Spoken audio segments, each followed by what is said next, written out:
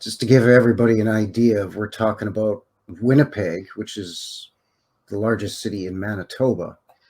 So on your screen here, I've got an old world map of northwestern Canada.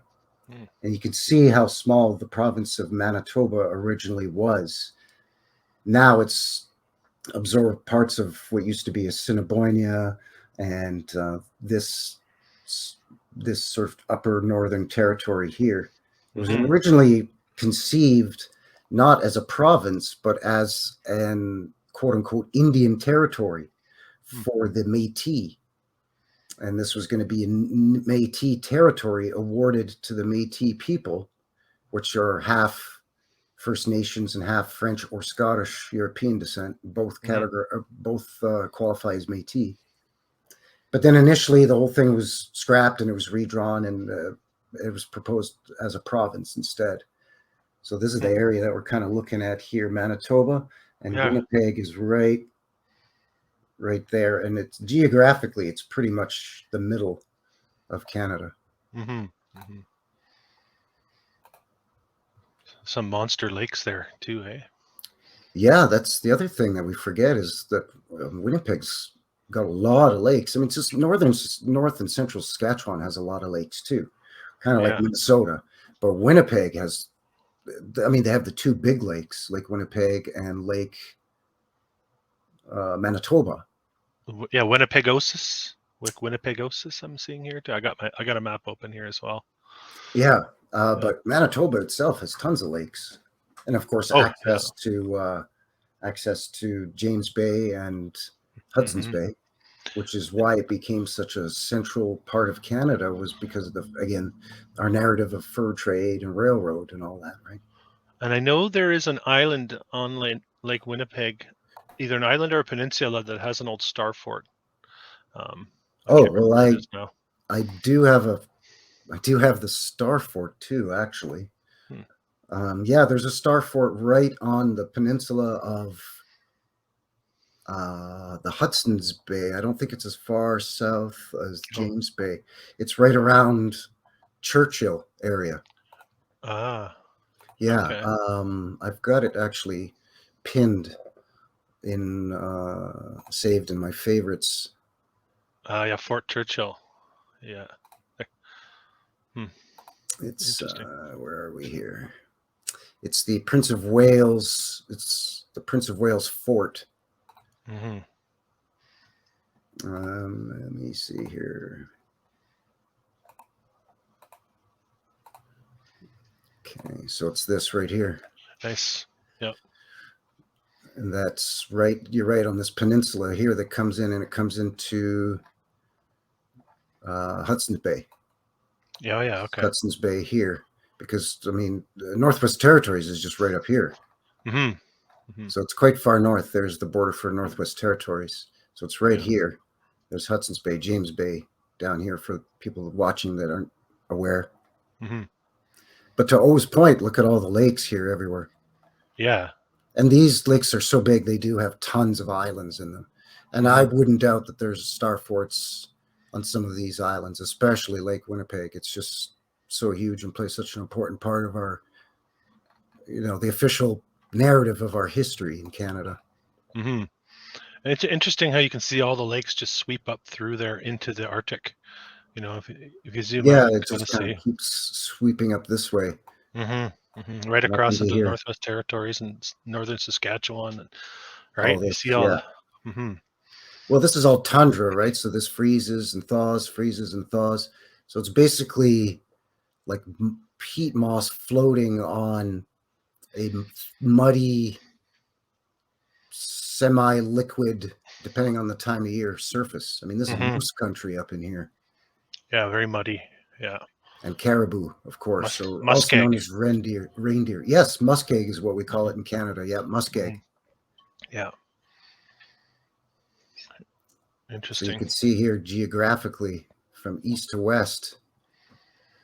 This is why O and I kind of thought it would be a great topic to cover. It's, from St. John's, Newfoundland to Victoria, Vancouver Island in British Columbia, it's pretty much smack dab in the middle. I haven't measured it with any Google tools, but it's, just visually you can see Yeah, sure, it's close to the American border, but most of us live close to the American border. And you also got a highway going directly south right through the States. Oh yeah, right. Yeah, it's the. I mean, that's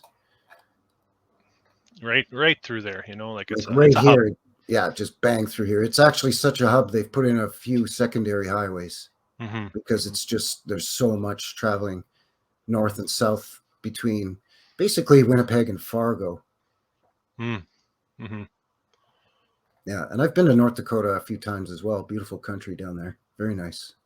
Very similar, obviously, geographically to what's happening as you get moving out of the Great Plains and start moving into the sort of the Canadian Shield and some of the more heavily forested and wooded areas of the east.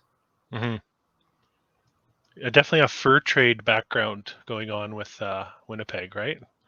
Absolutely a central hub for the both of the competing fur trading companies in Canada's early history. Back before we were even referred to as Canada, we were referred to as Rupert's Land. Canada really only referred to Upper and Lower Canada, and here, a few provinces, 5 provinces, and that was it. Mm-hmm. All of this here was known as Rupert's Land. It was owned by the Hudson's Bay Company at one point. Which I'd like to mention, Hudson's Bay Company definitely a major player in the resetting of the narrative in our research. Yes, most especially Canada. Yeah, Absolutely. Yeah. yeah. Um, Basically, the Hudson's Bay Company had held a monopoly for over 100 years on the lease for cultivating all of the fur trade sort of west of the Great Lakes. And then eventually there was another competitor, which was another Canadian fur company. I think it was called the Canadian Fur Company or something like that. Hmm. And David Thompson worked for both. He's the guy that explored Mm-hmm. this Right into region. BC. Yeah. Yeah, this region here, basically the same as Lewis and Clark. He's Canada's version of Lewis and Clark. Yeah, In we have fact, the Thompson Okanagan Valley running through southern BC where we are. Yeah. yeah, well, we have a David Thompson County right Uh-huh. between Calgary and Airdrie here Okay. in southern Alberta. Huh. So yeah, a major player as well. And again, yeah, part of the whole narrative of the fur trade. But you could see how this would be a central hub. The fur trade itself could cultivate the resources from the west, from the wooded areas, and so on. And then Mm-hmm. it could be processed through the various Hudson's Bay trading outposts here and then brought into Winnipeg. And then from there, it could be sent out by boat and later by railroad or by horse and cart caravan to some of the eastern destinations. And then from there, our biggest in that at that time period, for most specifically beaver, the biggest trading partner was, of course, England, because all the hats made out of that beaver pelt, even those black hats you see at the Buckingham Palace Royal Guard wear, that's beaver pelt hats. Mm-hmm. So, yeah. Later on, the railroad coming in here, and that's the expansion westward. That whole narrative that we share with the United States about the railroad opening the West and the Wild West and the shoot 'em ups and the gunfights and all that stuff. Yeah. But initially, fur trade. You're right, and lumber and fisheries. First locomotive to Winnipeg, I'm reading here, 1877, was brought by a steamboat. Connected to St. Paul, Minnesota. Hmm. That doesn't surprise me. Hmm. Minnesota, that St. Paul area too, is very important. Yeah. But Minnesota, again, because of access to the Great Lakes, and obviously Canada and the U.S. share the Great Lakes. I mean, some we quote unquote own, and some the U.S. own, but we share them. Yeah. And as we know, in the old world, these were used as highways. These weren't barriers. Mm-hmm. These were accessible highways, and they were used to great advantage. So once you connect the railroad in with some of the old steam ships and the steam paddle boats that would bring the goods across the Great Lakes, then reconnect the railroad over here. I mean, the shipping just became just like child's play, even though it was such a rough part of the world here. I mean, this is no picnic to get through this. Mm-hmm. Yeah, I'm reading 1881 Canadian Pacific Railway connected with Eastern Canada. That was when the connection was made, and then that sparked a mass immigration, we are told. into Yeah, Winnipeg. that's the last. There was the last spike at Craigellachie there in British Columbia, outside Revelstoke, Mm, where the eastern line met the western line, and it was uh-huh. finally completely joined from coast to coast. Mm, interesting. That's not that long ago. 1881. Not that long ago. That's right. The railroad made it to Calgary by 1886, 5 years later. Hmm. I mean, we had local railroads for Alberta, right? We had a bunch going between Calgary and Edmonton, and then Edmonton was connected to a few lines into BC and then out to Eastern Canada. But Calgary didn't get joined into the main national rail line until 1886, or Calgary, I should say, Mm. 1886. You're looking at a population of about 8,000 in that year, 1881, for In Winnipeg. in Winnipeg, Hmm. 8,000. About 8,000, and then within 30-year period to 1921, it jumps up to almost 200,000. So 30 years, almost 200,000 people growth. Wow. Yeah. Even 8,000 is an impressive number. But again, geographically, Winnipeg not so far west and still fairly accessible. So Hmm. 8,000 at that time is, I mean, that's way more than Calgary. Hmm. Calgary had 800 maybe. Yeah. Yeah. Interesting. So I imagine you have some beautiful photographs that you found of some old world stuff in Winnipeg. Yeah. Would you like me to share? Oh, please, please. I love the photos you find. Oh, you find some of Okay. the nicest stuff. Yeah, I dug pretty deep, so let's I let's found a give it a few, whirl. but mine are more railroad related. So we'll kind of save that maybe if we have time later on, because, it's those are few and far between for some reason, even though it's probably at the time the biggest industry for Canada was railroad related stuff. There's not a lot of photos of good quality. Hmm. Okay. Can you see? I can now because I clicked add to stream and it pops up. Okay. Oh yeah, So yeah, that's one of the ones I found. That's yeah. I love that one. Isn't it Wow. beautiful? Yeah. That's the Fort Garry Hotel, I believe. Yeah, and that's Broadway Avenue, with the where the tram ran down the middle and the tree-lined streets there. That's just gorgeous. Looking very well developed and old, actually, too, to my eye. Well, yeah, it looks to me that looks like it could be. Well, again, we say this all the time because it's just something that people that do our type of research notice. But I mean, this could be in Germany or Hmm. Austria or Poland or even somewhere in industrial revolution England, right? Hmm. Maybe somewhere in the Midlands in England somewhere. Just beautiful. Yeah, and this Fort Garry, one of the string of hotels that we're told put up by the railways, right, along with all those other, the Chateau Frontenac and the McDonald Hotel in Edmonton and the Yeah, Empress in absolutely. Victoria, all part of that chain. The Banff Springs Hotel, Let's not forget that one. Yeah, or Hotel Lake Louise too, but Banff Springs is like on another level. I it's don't know. ridiculous. The narrative on that one, if you see it, it's just like, come on. Yeah, it'll get Maybe its own video. surpassed only by Frontenac with that crazy narrative too. While Frontenac is making some serious headway as far as the absurdity of the narrative. It took less than 2 years to build in 1893. 18 Yeah, and months, I think they give it. it's basically built on top of a hill or a mountain right in the middle of Quebec City, a walled city, one of the oldest cities in North America.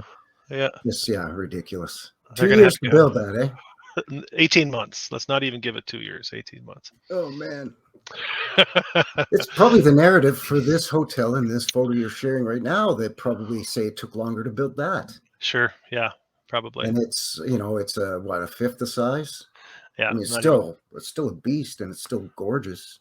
And then the interior finishes are jaw dropping in all of these locations too. So That's the yeah. other thing to remember is all the wood carvings and all the metal and masonry work inside and the polished stone. And I mean, Mm-hmm. these are luxury hotels. Mm-hmm. So, I mean, Mm-hmm. this isn't just ride up on your horse and tied up to the hitching post and go in and get yourself a plate of beans, and a shaving haircut for 2 bits and then stay in a hotel for a night.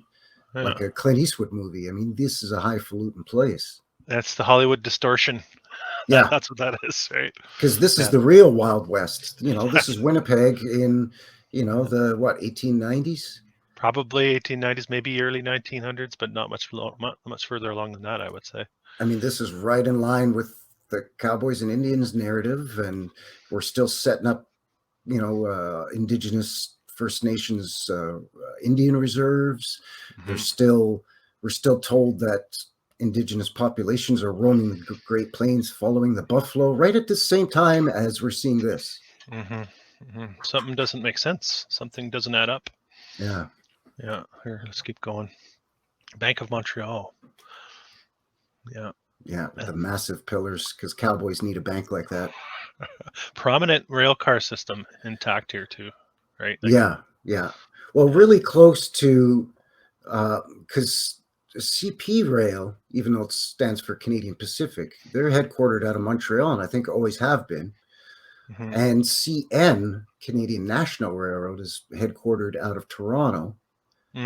So, I mean, those two cities to Winnipeg isn't that far, but still, the level of this being built out at this time period, they'd still have to get all that stuff there. So they'd have to build the railway infrastructure before they could even bring the locomotive steam engines into Winnipeg.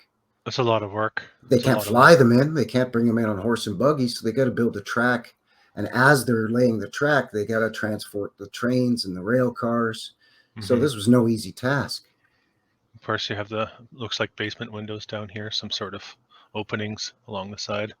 So big giant building like that, it's more than just 6 guys with shovels and hammers to whack that up in 2 years, And as I look at these two, this part here, as I'm seeing more and more of these photos, I'm starting to think that alterations, they like to de-decorate or undecorate the tops of these old buildings. So yeah, there very well may have been a dome of some sort up here that's been taken off, and then the hip roof was thrown up.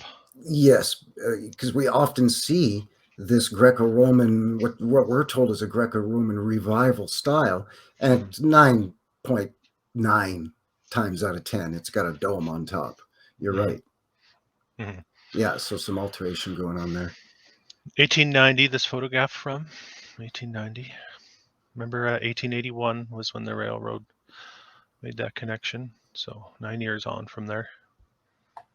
Nice big wide streets, as if the town founding fathers were somehow clairvoyant enough to know that, well, we're going to have streetcars and horses and buggies and eventually automobiles down here. So we better make these streets wide now. Yeah, right. It seems so unnecessary, right? For this little, edge of the prairies town. Yeah. Also, I suspect, and there's a few photos, it's hard to tell in this photo. I think we have some brick cobbled streets. It looks to me like that's cobblestone. It's hard to tell in this one. There's another one, and I'll point it out when it comes along. But that evidence has been sort of scrubbed away as far as I can see in my research. It's hard to, because that's also another indication of time and history that there's no allowance for in a place like Winnipeg, right? Is being able to lay all the cobblestone or brick road. Yeah, and then and just the weathering on those as well. The time that it would take for those all to get rounded over and weathered as they do. Well, and I'm just going to off the cuff ask you right now, just so that we can prove a point to people here about constructing roads like this in Canada, is what's Winnipeg known for? Oh, what's Winnipeg known for? Yeah, in terms of weather. Cold and windy. It's our windy city. It's our windy city.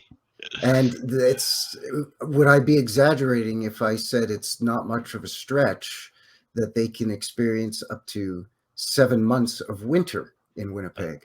Yeah, and I've never been there, but I know the reputation, and I've heard it can be fierce in the wintertime.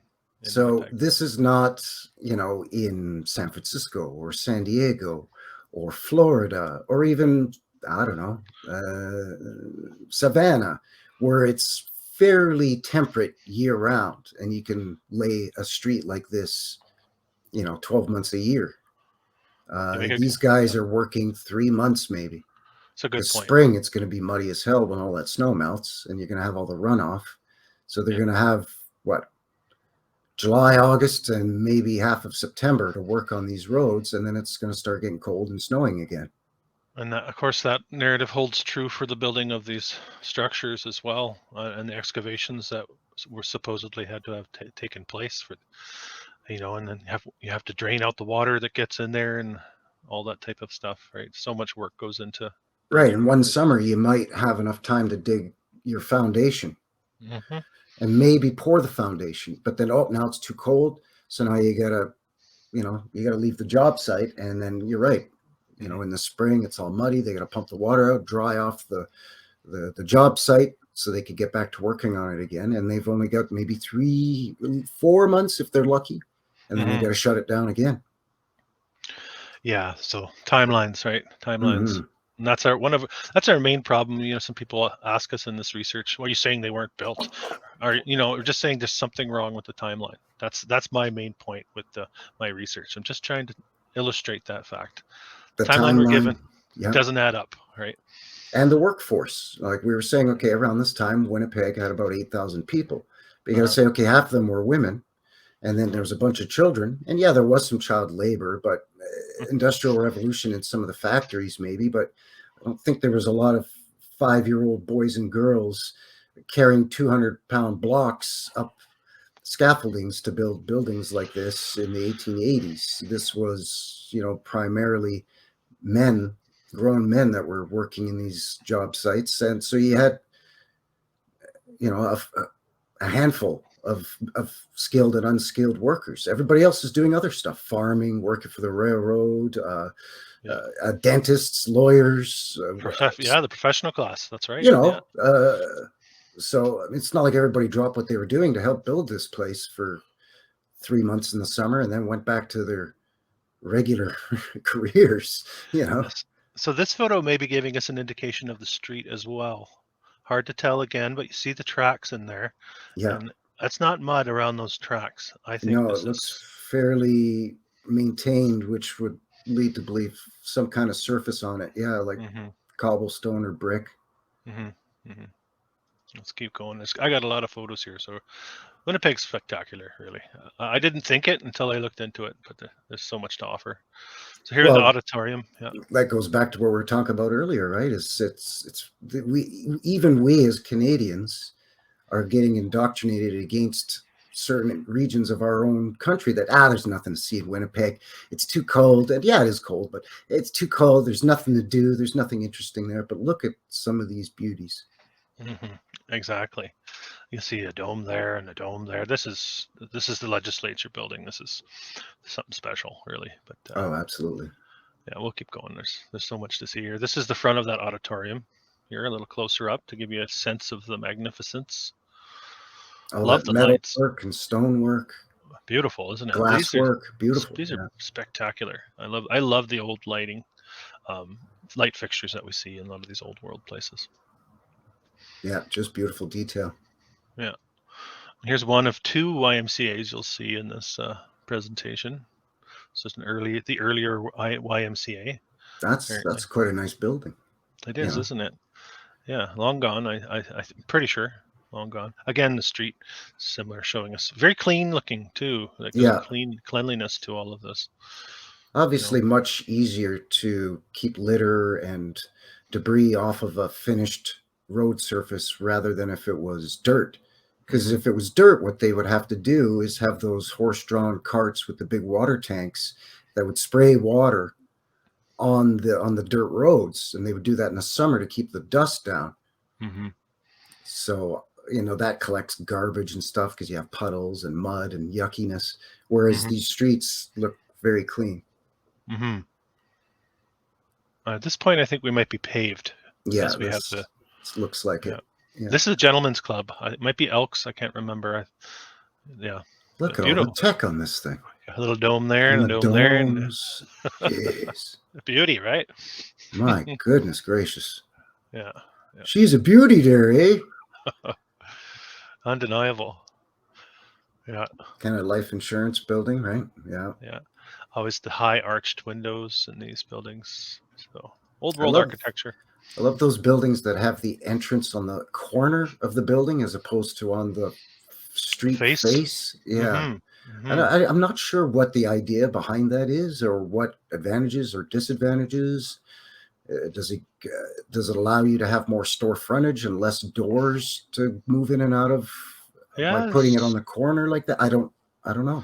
Well, maybe it gets into the energetics of the whole thing if we get into the old world, energy tech and all that kind of stuff. And It could be, or just aesthetically, the energy is more pleasant, maybe, or something gives was off it the, better vibes, or something, maybe, like a to look feng at. shui Yeah, kind of? maybe, or something. That, Because even me personally, I love buildings that have the door on the corner like that, and I yeah, don't know why. I've always gotten a kick out of it. I always find them really visually I appealing.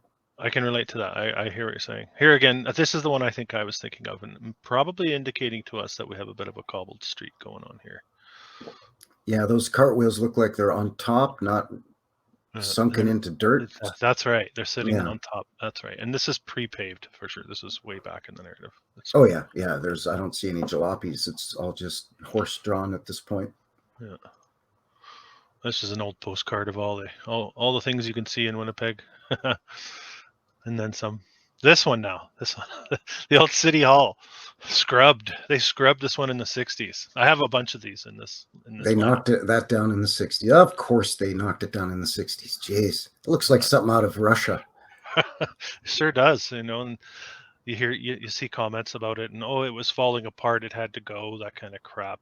I doubt it was falling apart. It's just they didn't know how to maintain it, is what it was. No, And they probably couldn't be bothered to maintain it. We got to get rid of this thing, because how do we explain this to, how did this get built on the back of fur trappers and cowboys? Yeah. How do we explain that to the people? This one's a gaping hole in the narrative of this building right here, for sure. I think a gaping hole.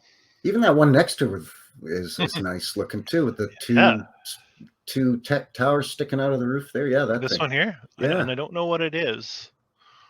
Looks like a bank or something. Looks like there's a gazebo there too. Yeah. And the memorial, some sort. Yeah. Yeah, and a bank. More street scenes. I love the old street scenes. They're really interesting. Yeah, me too, because you catch the buildings, but you get to see some of the vehicles, and you get to see how the people were dressed. Mm-hmm. Big hats. Yeah. The poles on everywhere. You see all the poles coming off. Yeah. No flags, just poles. You know what happens when you put a flag on a pole that high up, right? The wind beats the hell out of it in about 2 weeks. Yeah. That's why most buildings now, when you see the flagpoles on the ground, or it's sticking diagonally out of the building above the main entrance at a 45-degree angle, and it's maybe only 30 or 40 feet off the ground. Yeah. If it's way up like that, like in this rendering, I mean, that flag will be destroyed. Yeah. Too windy. Yeah. Especially in Winnipeg. Yeah, again, you're right. It's like our Chicago. Here's that building we were just talking about from another angle. There, that's a nice look at it. It's a beauty. Oh, wow. And you know what? This is the only trace I found. I don't think I have this on its own. I wonder what it was. I do too. Yeah. Beautiful. What's this one in the foreground? Armory? Train station? A market. Flea market. Or some sort of market. It looks like an old armory. Yeah, no, you'll see a few more of this as we proceed. Yeah, quite something, isn't it? See, this is what I love about the old world too. All the old world cities seem to have these gathering places, these markets, and you can just picture music being played and produce being sold, and it's these open markets where you'd have your butcher, your fromagerie, where you get cheese. You'd have a bakery in there. Probably a couple of different bakeries to choose from, and places like that. There'd be a little tea room in there. You'd have your fishmonger. Yeah, and you could just go in there, and you're right, they'd have entertainment, and you could socialize, and you could pick up what you needed to pick up, and it came directly from, the local farms or the local ranches. Mm-hmm. Yeah, maybe some import items, like tea and coffee and all that imported too. Tea's huge in Canada, right? Yeah, yeah, Earl Grey. That's right. Yeah. All right. Of course. Carnegie. Of course. This bugger in his libraries, eh? We have to thank him for all the books. We have to history. Even up here in Canada, eh? Thanks a lot for all them books, bud. Yeah. Thanks for educating the masses. We appreciate it. Even us filthy scratching out a living Canadians up here in the frozen tundra. We got The to read educated too, us. It brought us into the 20th century. Yeah. All right. I can't. This one keeps coming up. You'll see it It's again too. gorgeous.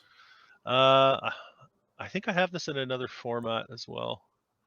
This is a normal school, I believe. I can't see it there, but this is what they called a normal school. Again, that entrance on the corner, just like you said.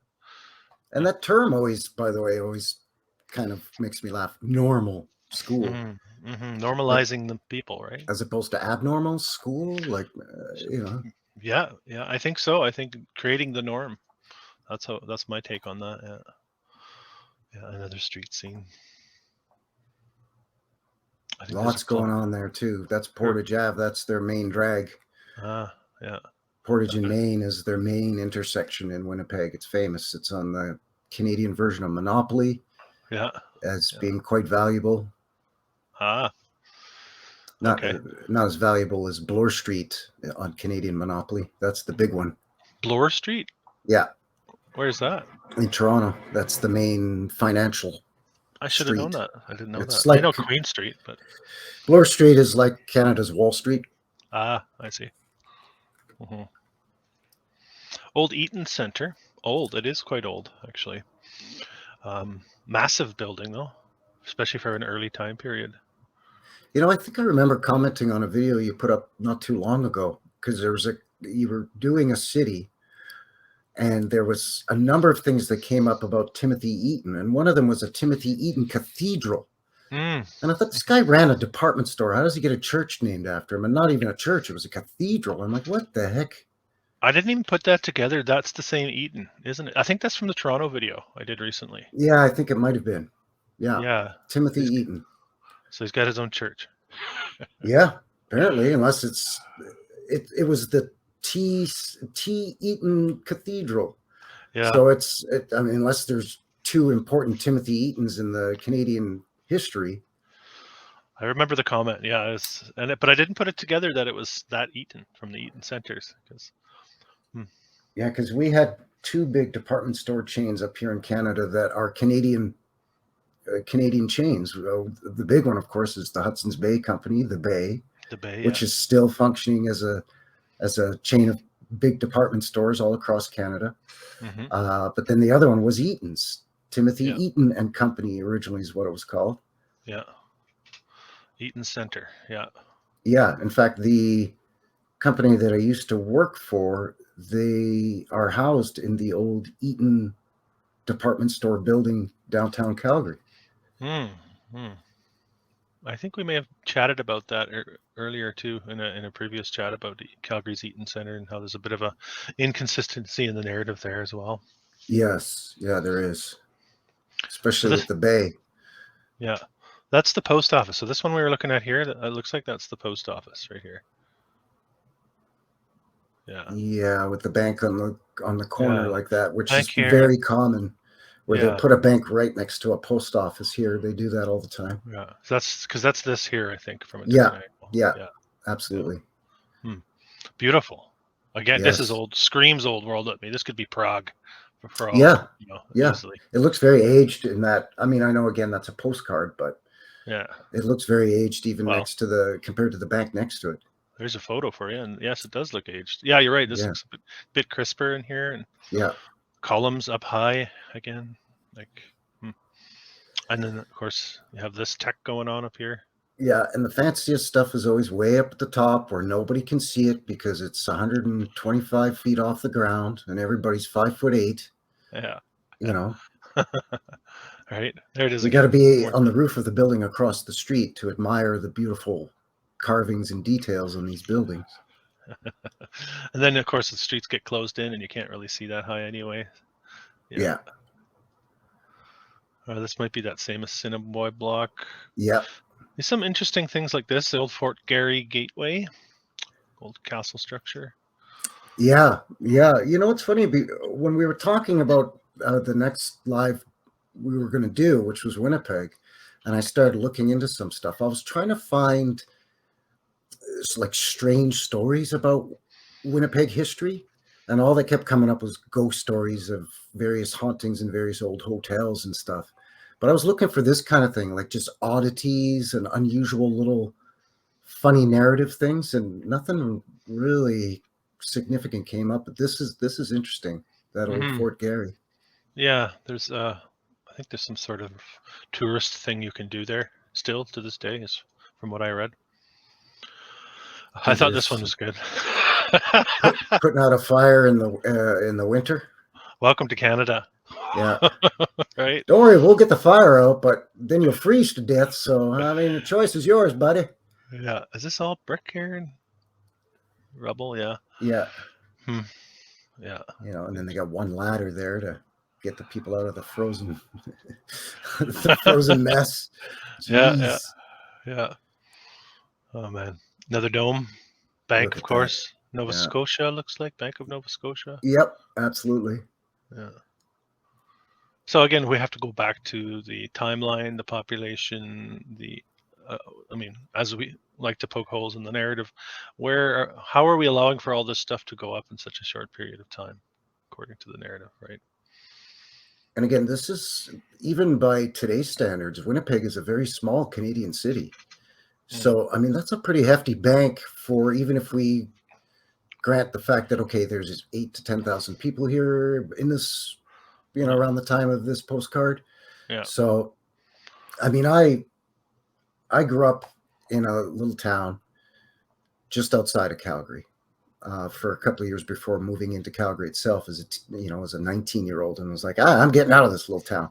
But that little town had about 10,000 people, and it only had 3 banks, and they were just like, in a one was in a mall, the other was in a plaza, and one was a freestanding building that was 1 floor. Nothing But like this. no domes? No domes? Nope, no domes. 10,000 Huh. people, you might want to have at least 1 dome Too bad for and you. and 7 columns on the front. But no, they didn't bother doing that in Airdrie for some reason. And an entrance on the corner again. Yeah, Interesting. Yeah. just spared no expense for 10,000 people in the prairies. It's amazing. It really is amazing. And even if we're putting this in the the first decade of the 20th century, how long has it been there for? This is not a fresh build. This is not. These aren't fresh buildings. They've been No, there a long time. Right? no, the Because only fresh buildings that are going up at this point, by their own narrative, are houses, which are going to be wood frame, schools, a hospital, yeah, and maybe the odd post office. yeah. That's that's about it, really. So these Oh, have and a Carnegie Library or 2. yeah, those go up no problem. That's Yeah. easy Oh, to yeah. do. Okay, well, let's see. Financial center. This looks, it's just a strange look, this clump of buildings here to me. Merchants Bank, Grain Exchange back here. You'll see that in another picture I have. Bank of Commerce, Bank of Hamilton. I never heard of that. Neither have I, actually. It must be defunct now. Yeah. Canada Customs House. You'll see this again. So another post office, really. Gingerbread style. Yeah. Yeah. I like that style. It's very appealing. It is. It's nice. What is this one? That This must be Merchants a different Bank's railway. nice, too. Right? You The get that windows triple there. arch. Yeah, you get the double arch with the portal above the arch. So let's paint the picture here. You have these trains now ripping through, to get all these materials shipped, because I don't think they're producing all these materials in Winnipeg at that time. The So you have brick, I think, is being produced in Winnipeg. ah But a lot of the stone would have come from Ontario. yeah, I do see that Tyndallstone. Have you ever heard of Tyndallstone? No, I'm not just familiar looking with at that. the legislative building was supposedly built mainly of Tyndallstone, but then you have glass, and you have so much of the interior materials, the hardwoods, and it's a monumental task to fit all this into the narrative that we're given. So timeline distortion, no question Yeah. in my mind. And don't forget, we have to keep reminding everybody that you have to reduce that timeline once again when you're talking Canadian cities in the winter. Yes. Much like northern American cities like New York and Chicago and Detroit and even St. Louis. They get some pretty tough winters too. Not to mention, some of the smaller northern cities, like places in like Kansas, they get even some harsh Denver. winters. Yeah, Denver, the yeah, snowpack, Denver snowpack is heavier than the snowpack where I live here in northern British Columbia on an annual basis, yeah, which I and you thought was live right interesting. in the mountains. I do. So I thought that was You're like, interesting. I'm close to the mountains, but you're in the mountains, Yeah, I'm up. and I'm tucked away. Yeah. so that's saying something that they get more snowpack than you do, and you're in the Canadian Rockies. But to your point, like the allowance for time to build these has to be chopped in half. At least, yeah. At least, yeah. It's very unpleasant working in conditions, um, especially from heights. I can tell you from experience, like it's a whole different level of difficulty. The wind, the cold, the ice on the scaffolds, Yeah. things like this. Like, And conversely, too, just to remind our viewers as well, is kind of Winnipeg's also famous for the opposite being true in the summer. It gets blisteringly hot. We showed you earlier in the stream all the lakes. It's humid as hell there. There's a joke that the mosquitoes are the size of dragonflies in Winnipeg. I've heard that. Which they are huge, and they're relentless in the summertime. Relentless. So we're talking now, it's, high 90s Fahrenheit, high 90s humidity, mosquitoes, dirt and dust everywhere, and you got to whack up this building in 3 months because the snows are coming. And the boss is cracking the whip. Yeah, it doesn't add up. Here we go. HBC, Hudson's Bay Company. Yep, there's the bay. Every decent sized town or city in Canada has or has had either a Hudson's Bay department store, a Hudson's Bay mail order where you can drop off your, you pick up your Bay catalog and you pick the number of the item you want, and you fill out a slip and you drop it off at the little Hudson's Bay outlet. And then a couple of weeks later, you get a notification from the Canada Post to pick up your parcel at your local HBC outlet.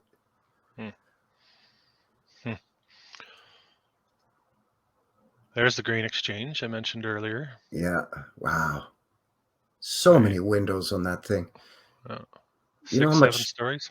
You know how much time they would spend if they only put in half the windows that they did? How much time they would save? Right. Because again, by the narrative, we're told, like times were tough, limited resources, not only limited time and limited workforce, but just limited money to build something like this. So you'd think the builder would say, look, to save a few bucks, we're only going to put in half the windows that are in the blueprints or whatever, and we can save tens of thousands, hundreds of thousands of dollars by doing that. But no, we're going to cover it in all these beautiful windows. Then we're going to put all of these keystones and beautiful lintels above each window. Yeah, and who's going to do the cornice, right? Who are the specialists that get to do all the detailing up along the top here, right? Just incredible. And you can even though it's a postcard, you can still make it out. Yeah, right? You can just see the detail. Here these days, it's just a flat sheet of aluminum or vinyl or whatever it is. Just there's no decoration going on anything up here at modern day for time and money purposes, right? Get it done. Exactly. But Seal apparently back then, money was boundless, I guess. Time wasn't, according to the narrative. Get it done, right? Here, watch this. Have you seen this one? These are the old law courts. That's a court. Look at the turrets and the conical domes with the tech, a huge clock tower with well, I'm guessing there's going to be 4 clocks on it, one facing each direction. Oh, you're probably right. Yeah. Wow. Makes sense. Yeah. Postcard from 1906. How old does this look in 1906? Is this a brand new build? No, that looks like that's been there for a long time, even by 1906 standards. Right. Wow. This is what an incredible structure. It looks like a rural British country estate. Yeah. You're right. Yeah, somewhere out in the countryside with gated, you can't get anywhere near. Yeah, like those old, rich British aristocrats from back in the 1700s would have some country manor, with, domes and spires and stuff. And that's what this looks like to me. Hunting foxes with their hounds. Yeah, sure. Yeah, all that stuff. Exactly. Yeah. But and then, of course, meanwhile, it's a court building in in Winnipeg. Amazing. Let's look down here. We have basement windows, of course. So we have, obviously we're going deeper. They dug this out. Yep. Yeah. Jeez. So they slipped up on that one. That's a hole in the narrative, that one too, I think. Yeah. I would agree. Here's that gingerbread customs house post office we were talking about earlier. It looks like a wedding cake, man. It's beautiful. Isn't it? Unbelievable. Up here, look again at the decoration up in the cornice, and look at the arches up here. I know they've inlaid the stone and alternated stone and brick just in those arches too. Just incredible. Holy. Yeah, these people knew what they were doing when they built these. They weren't noobs. They weren't uneducated, like as far as not knowing what they're doing. These were skilled hands. Yeah, absolutely. Very skilled hands. Yeah. All right, keep going. Let me know if you want to jump in with your stuff. If you want to go through my file, I'm easy. Oh yeah, no, I just keep rolling along with this. This is great. You always find great shots, and I like how you find actually really nice postcards too, because it speaks to. We see a lot of photos that have been vanilla skied and they've scraped out all the surrounding buildings, and people, well, why did they do that? Well, this is why, so that they could reprint it as a postcard like this to attract business and tourism to the city of Winnipeg. That's right. Yeah. Through like the Chamber of Commerce or the local Business Merchants Association. And they would send these postcards out to business associates in other Canadian cities, and then people they wanted to do business with in the U.S., business partners in the U.S., in American cities. Electric railway chambers? I don't even really know what that means. The electric rail system chambers, I guess? Maybe the chamber of businesses that use the electric rail system, or well, maybe almost like a chamber of commerce, but for the rail transportation industry or something. It's kind of a weird name. This is interesting. Whatever is going on down here too is funny shape. Yeah, with a big arch in the front. Yeah. All right, fire hall. Oh yeah, of course, with the big, huge arches in the front, and then the tower, observation tower. Easy to build. That must have been a quick and dirty build, as we say. Yeah, just throw that up and put some horses in there for when the fire alarm goes, and they can just race out those big doors. Yeah, bang that up in a couple of months. Me and a couple of fellers. Yeah, maybe on the weekend. Yeah, get a bunch of good guys together. Hey, you're pretty good with wood and bricks, aren't you, Jim? Yeah, I reckon I am. All right, well let's whack this up then. In case there's a fire. That's right. You got to get this thing established before all these places start burning down. And before Winnipeg has its great Winnipeg fire, which I'm sure it had. Yeah, I didn't see that in the narrative, but I didn't look for it either. So I think flooding has occurred. Flooding's actually, now that you mention it, flooding's a big thing in that part of the country, in and around Winnipeg and south of Winnipeg and around Brandon and that sort of thing in southern Manitoba. Yeah, you're right. It makes sense with all the lakes, doesn't it? Yeah. That's true. It's there's a lot of flooding there. It happens a lot. It's some of our biggest disasters in Canada have been floods in that area. You're right. Yeah. Well, okay. Why don't we start with a moment of silence now as we get into the churches? Just kidding. Wow, look at this. Okay, we're gonna roll through a whole bunch here. So the church narrative kind of gets me too, because we allow for the churches in our our consciousness. Even the people that do this research might think, okay, well, the churches, they were building these churches, these people worked for free, members of the congregation would get together and they would actually build a church, and within the congregation there were builders and bricklayers and professionals and skilled and unskilled workers that were capable of doing this, and because they all belonged to the same congregation, they would all pitch in. It's kind of like the old Amish barn raising narrative. Similar sort of idea. Yeah. So they were building this kind of stuff here. Sure. Ranchers and farmers with that big giant organ in there. Brass pipe organ. Yeah, because that brass, you could just find that laying around in Winnipeg. And of course, to get people to build them and tune them up there, it's an easy task. How about those? Yeah, anybody could just assemble one of those old world organs, pipe organs, no problem. Yeah. Then we have the Knox Church, which is something special. Something in the foreground here too, actually. Yeah, it looks at the top of another church spire or something. Yeah, maybe this is taken from on top of the neighboring church or something. I Could be, wonder. yeah. Yeah, Or maybe that's spectacular. a memorial in that park or something. Yeah, that's possible. Yeah, that's a good point. Good point. You know, there's a Knox United Church here in Calgary, right downtown. It looks very similar to this one. Yeah, I believe it.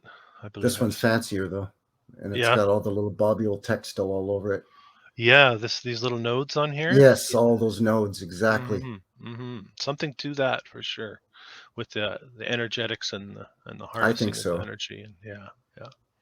See a lot of that in the old European cathedrals. Those Yes, nodes. I'm thinking of places like Cologne and yeah, those big cathedrals over there. Yeah, Yes, yeah, in yeah, Brussels and yeah, for sure. yeah. I can't actually. What does this say, Ralph?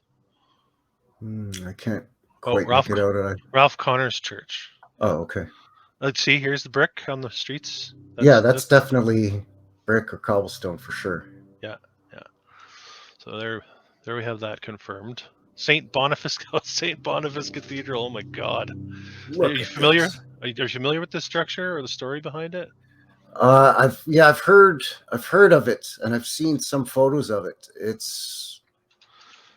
There's It something going on, most especially with Saint Boniface. I think it burnt down, I believe, in the 60s, we are told. I think the front face of it still stands. St. Boniface Cathedral in Winnipeg. Here we go. Yeah. Before the fire on July 22nd, 1968. So it burnt down in 68, we are told. Wow, look at it though. This is immense. This is immense. Look at these Yeah, are all the little people, and let me get a visual of the. There it is. There it is. That's St. Boniface Cathedral yeah, that's a beautiful church. in Winnipeg. Yep. My Um, goodness. Look at that entrance with that big, Here yeah, in this, big arch, and then that huge stained glass right in the middle. it's absolutely absurd. Like the narrative is completely finished in my mind at this point in time. After all I've seen, it's absolutely absurd to try to fit this into that narrow window of time. All of what we're seeing here, it's not possible. It's logically not possible in any way for this to have gone up within that time period. All of this. Yeah, because then you look at, each tower's got a dome on the top, and then each corner's got another little dome. So you got, a central dome with one little one on each corner on both towers. But then on top of the dome, you have another little cupola with another little sort of Right? stretched up little dome on top, because you got to have a dome on top of a dome. They had to put it up there. They had to. It was in the building plans. They don't deviate from the building plans. Yeah, because all of your, farmers and ranchers and simple folk in freezing cold Winnipeg, they expect domes upon domes. I Yeah. mean, why expect anything less, right? I mean, yeah, we're all scratching out a hard living in existence here in the frozen north of Canada, but we still got to have domes on top of domes. Wow, wow. I can't get a solid build date, start or finish date for this thing, as I'm looking on the Wikipedia page here. 1906 looks to be a year that maybe it opened with this look here, but it's very, very gray as far as the timeline goes on this one. So, St. Boniface Cathedral. Just the way it looks, it just as easily be 1806 or 1706, really. Yeah, Just in the way, exactly. the style of it. I mean, they could give us any date and be like, yeah, okay, whatever, because it looks old world. Come on. Like I mean, if I didn't know this was Winnipeg yeah, and you said guess Frankie, I'd be like, man, I don't know, somewhere in England or France. yeah, yeah. 1906, the least plausible of those years that you threw out. Yeah. 17 making more sense, right? Yeah, yeah. All right, let's look at a few more. What do we call it? St. George's English Church. Same style though, right? There's no shortage of these. St. Stephen's Presbyterian probably had towers that were knocked off, some sort of peaks going on. You see that? Yeah, the Presbyterians and the Methodists tops were knocked off, and in my experience here in Calgary, and it seems like the Catholics and the Baptists were allowed to keep their pointy Okay. spires, and the rest, the Methodists and the Protestants, the Anglican and United and them. Knock them off. Yep. Interesting. It's almost like some kind of organized religious pecking order. And the higher up you are in terms of in the controllers, then the more of the fancy spires and stuff you get to keep. Also to mask uniformity, possibly, that these were all part of the same. Yeah. Same, right? It served the same function. Like, oh, it's totally different, so it must have been a different denomination. When maybe at one point, you're right, they looked so much more similar to one another because they served a similar function. That's probably, what is this one? No, St. Stephen's on Broadway. I thought it was a Knox for a second, but this is also another church in Winnipeg. Again, with the little conical domes on the corners like that, looking like a castle. So, I mean, again, like here again, the cones again, right? Holy Trinity, Anglican. Looking old though. Again, if this was in England, and this has a bit of an English feel, Anglican, I guess that's why, English feel. And I told you this was the 1600s. But with the ivy and the moss, you're right, that looks... Yeah, English, doesn't it? It looks like English, small British hamlet, little old church. And, over there, if they said, oh, yeah, this was built in, like 1715 in some little English hamlet, Devingtonshire somewhere or something. That's right. That's right. Yeah. And you're like, yeah, okay. Yeah. All right. This is the Clements block of buildings. Apparently had dungeons below as a part of the narrative. Dungeons below them. Why would these buildings have dungeons? What was their initial function that would justify dungeons? Was it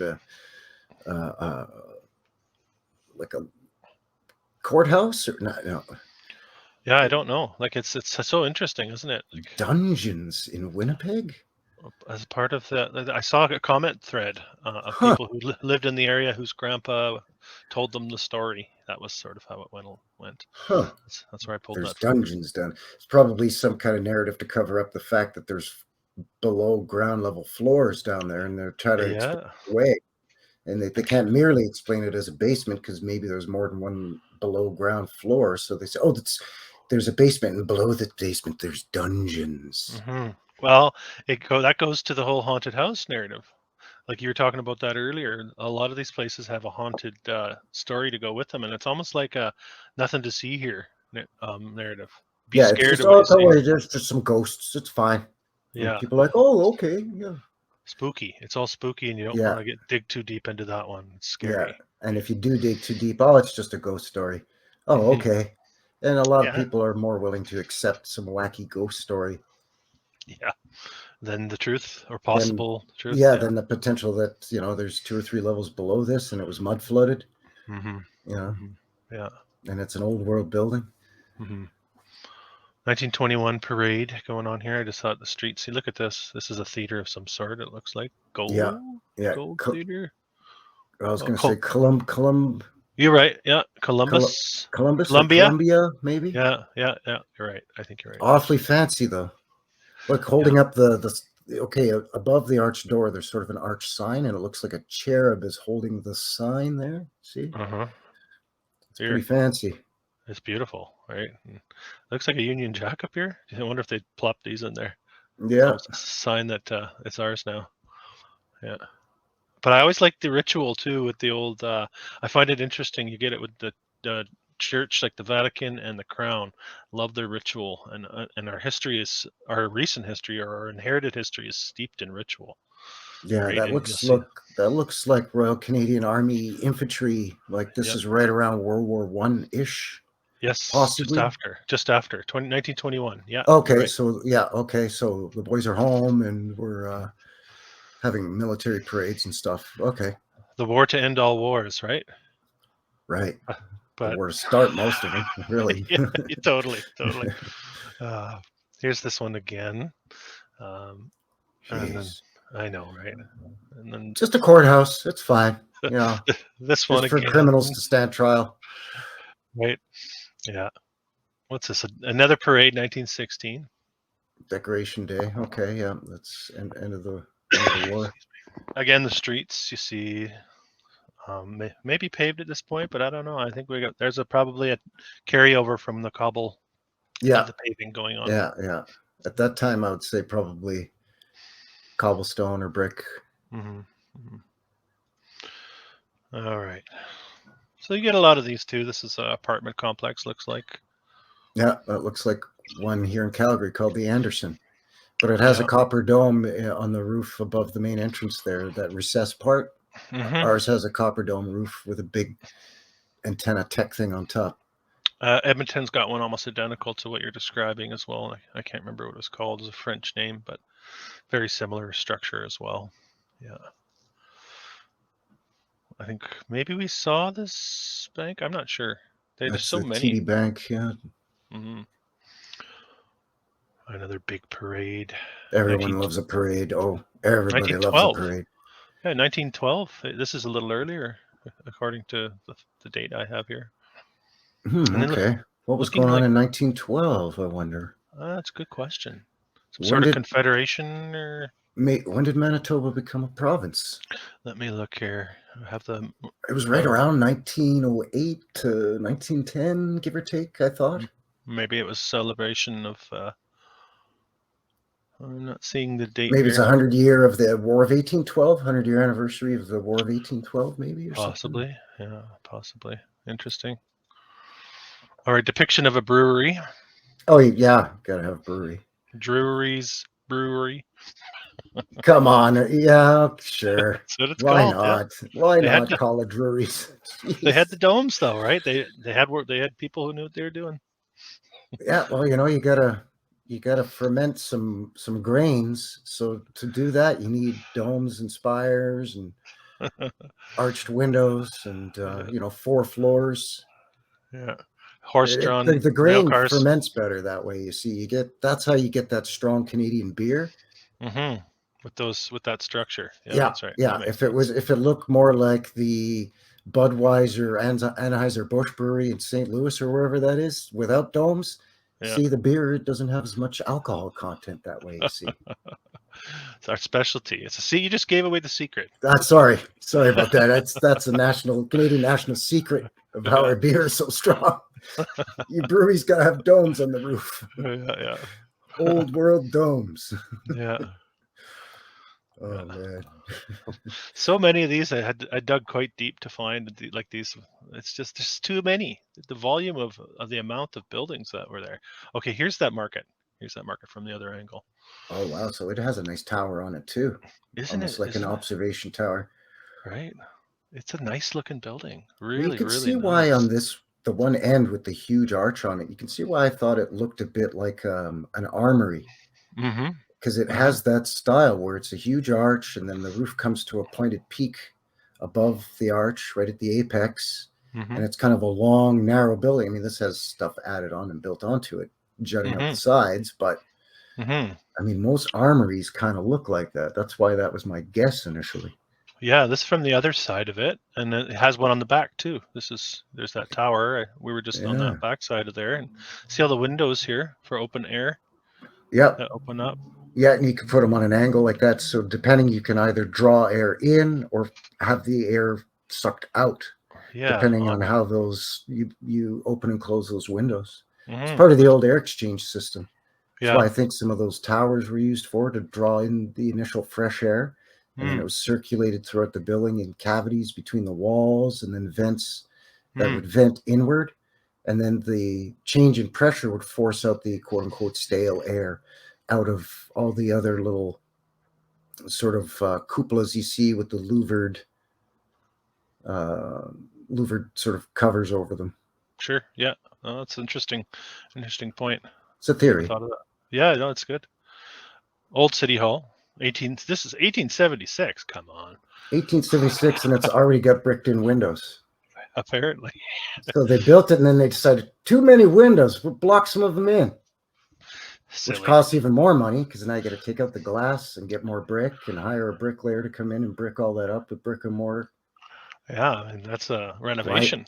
Why? Yeah. Why not just leave the windows there? Like what's? Yeah, it's silly. Silly. Happy Land. Heard of this at all? No, I haven't. Happy Land. 1906. Happy Land Amusement Park, 1906 to 1920. It ran for Oh, 14 that's not years. very long. Strange, right? And Look at that yeah, onion dome on that building, kind of the reddish orange onion dome. absolutely. Yeah, yeah. And there's some more spire type things going on back here. And So is it again, like an amusement park? yeah, had a roller coaster and all those things. Huh. Yeah, didn't last long though. Apparently, didn't last long. Well, they should have made it a trolley park then instead. Then it would have been super successful until it burnt down or something, of course. Yeah, right. Turn it into a Luna Park, maybe. Yeah, see, then it would have lasted till maybe the 1930s before it burnt down. Yeah.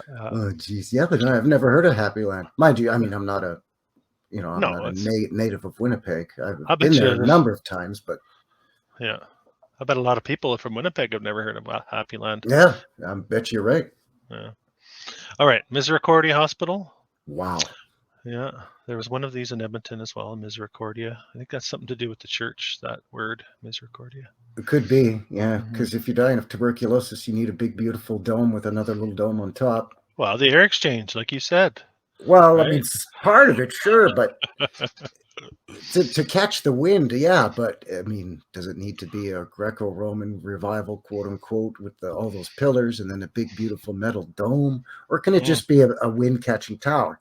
Well, it could, but no, we're going to make it all super fancy because spare no expense, even for a hospital.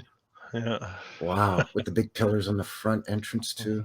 And the Of course, you got to elevated go up. entrance. Yeah, I was going to say, of course, you got to go up 114 million stairs, and I bet you there's a Mm-hmm. door in that dark cavity underneath Under the here. stairs. Yeah. Mm-hmm. Mm-hmm. It's nice though. It's a beautiful looking building. That reminds me of last summer or the summer before I did a boots on the ground of Rouleauville here, and there's an old convent there, and it has that style of roof with the dormer windows Yeah, in it yeah. like that. Mansard, I think we call it a mansard style roof, possibly. With all these sticking out. Yeah. Yeah, yeah. I don't But have the it. I thought it convent had it doesn't up. have that cupola on top with the dome though. Maybe it did. Maybe. Who knows? Old Hotel Winnipeg. Look at the decoration here too. Even Yeah. Jeez. So nice. up here What too. a All of beauty. that. Mm-hmm. I love seeing This. the streetcars in the foreground too, the old trolleys. I love those things, man. Yeah. Again, we have the brick streets. I think we can confirm that Winnipeg did have cobble style streets at this point in the presentation. Yeah, I would say Right? it's probably at least this is the third or fourth that for sure you could tell, and it's probably you could throw in a couple more where it's 80% sure on some of the other photos. So yeah, it's pretty safe to say that Winnipeg, the downtown core, a lot of the main high streets, maybe the two or three main avenues that the trolley ran on, and then some of the more important main streets that had a lot of the the post office and the city hall and all that probably were brick or cobblestone. I'll also say too, whenever I see that work being done in northern climates, we get frost heaves. Yeah. Which does a number on anything like that, any sort of brick or that's laid into the ground. It doesn't last very long. It has to be done properly and done really well to last any amount of time. Yeah, but I think though, once let's say a hump does heave up, let's say it's 8 foot circumference and it heaves up a few inches and displaces a bunch of the brick.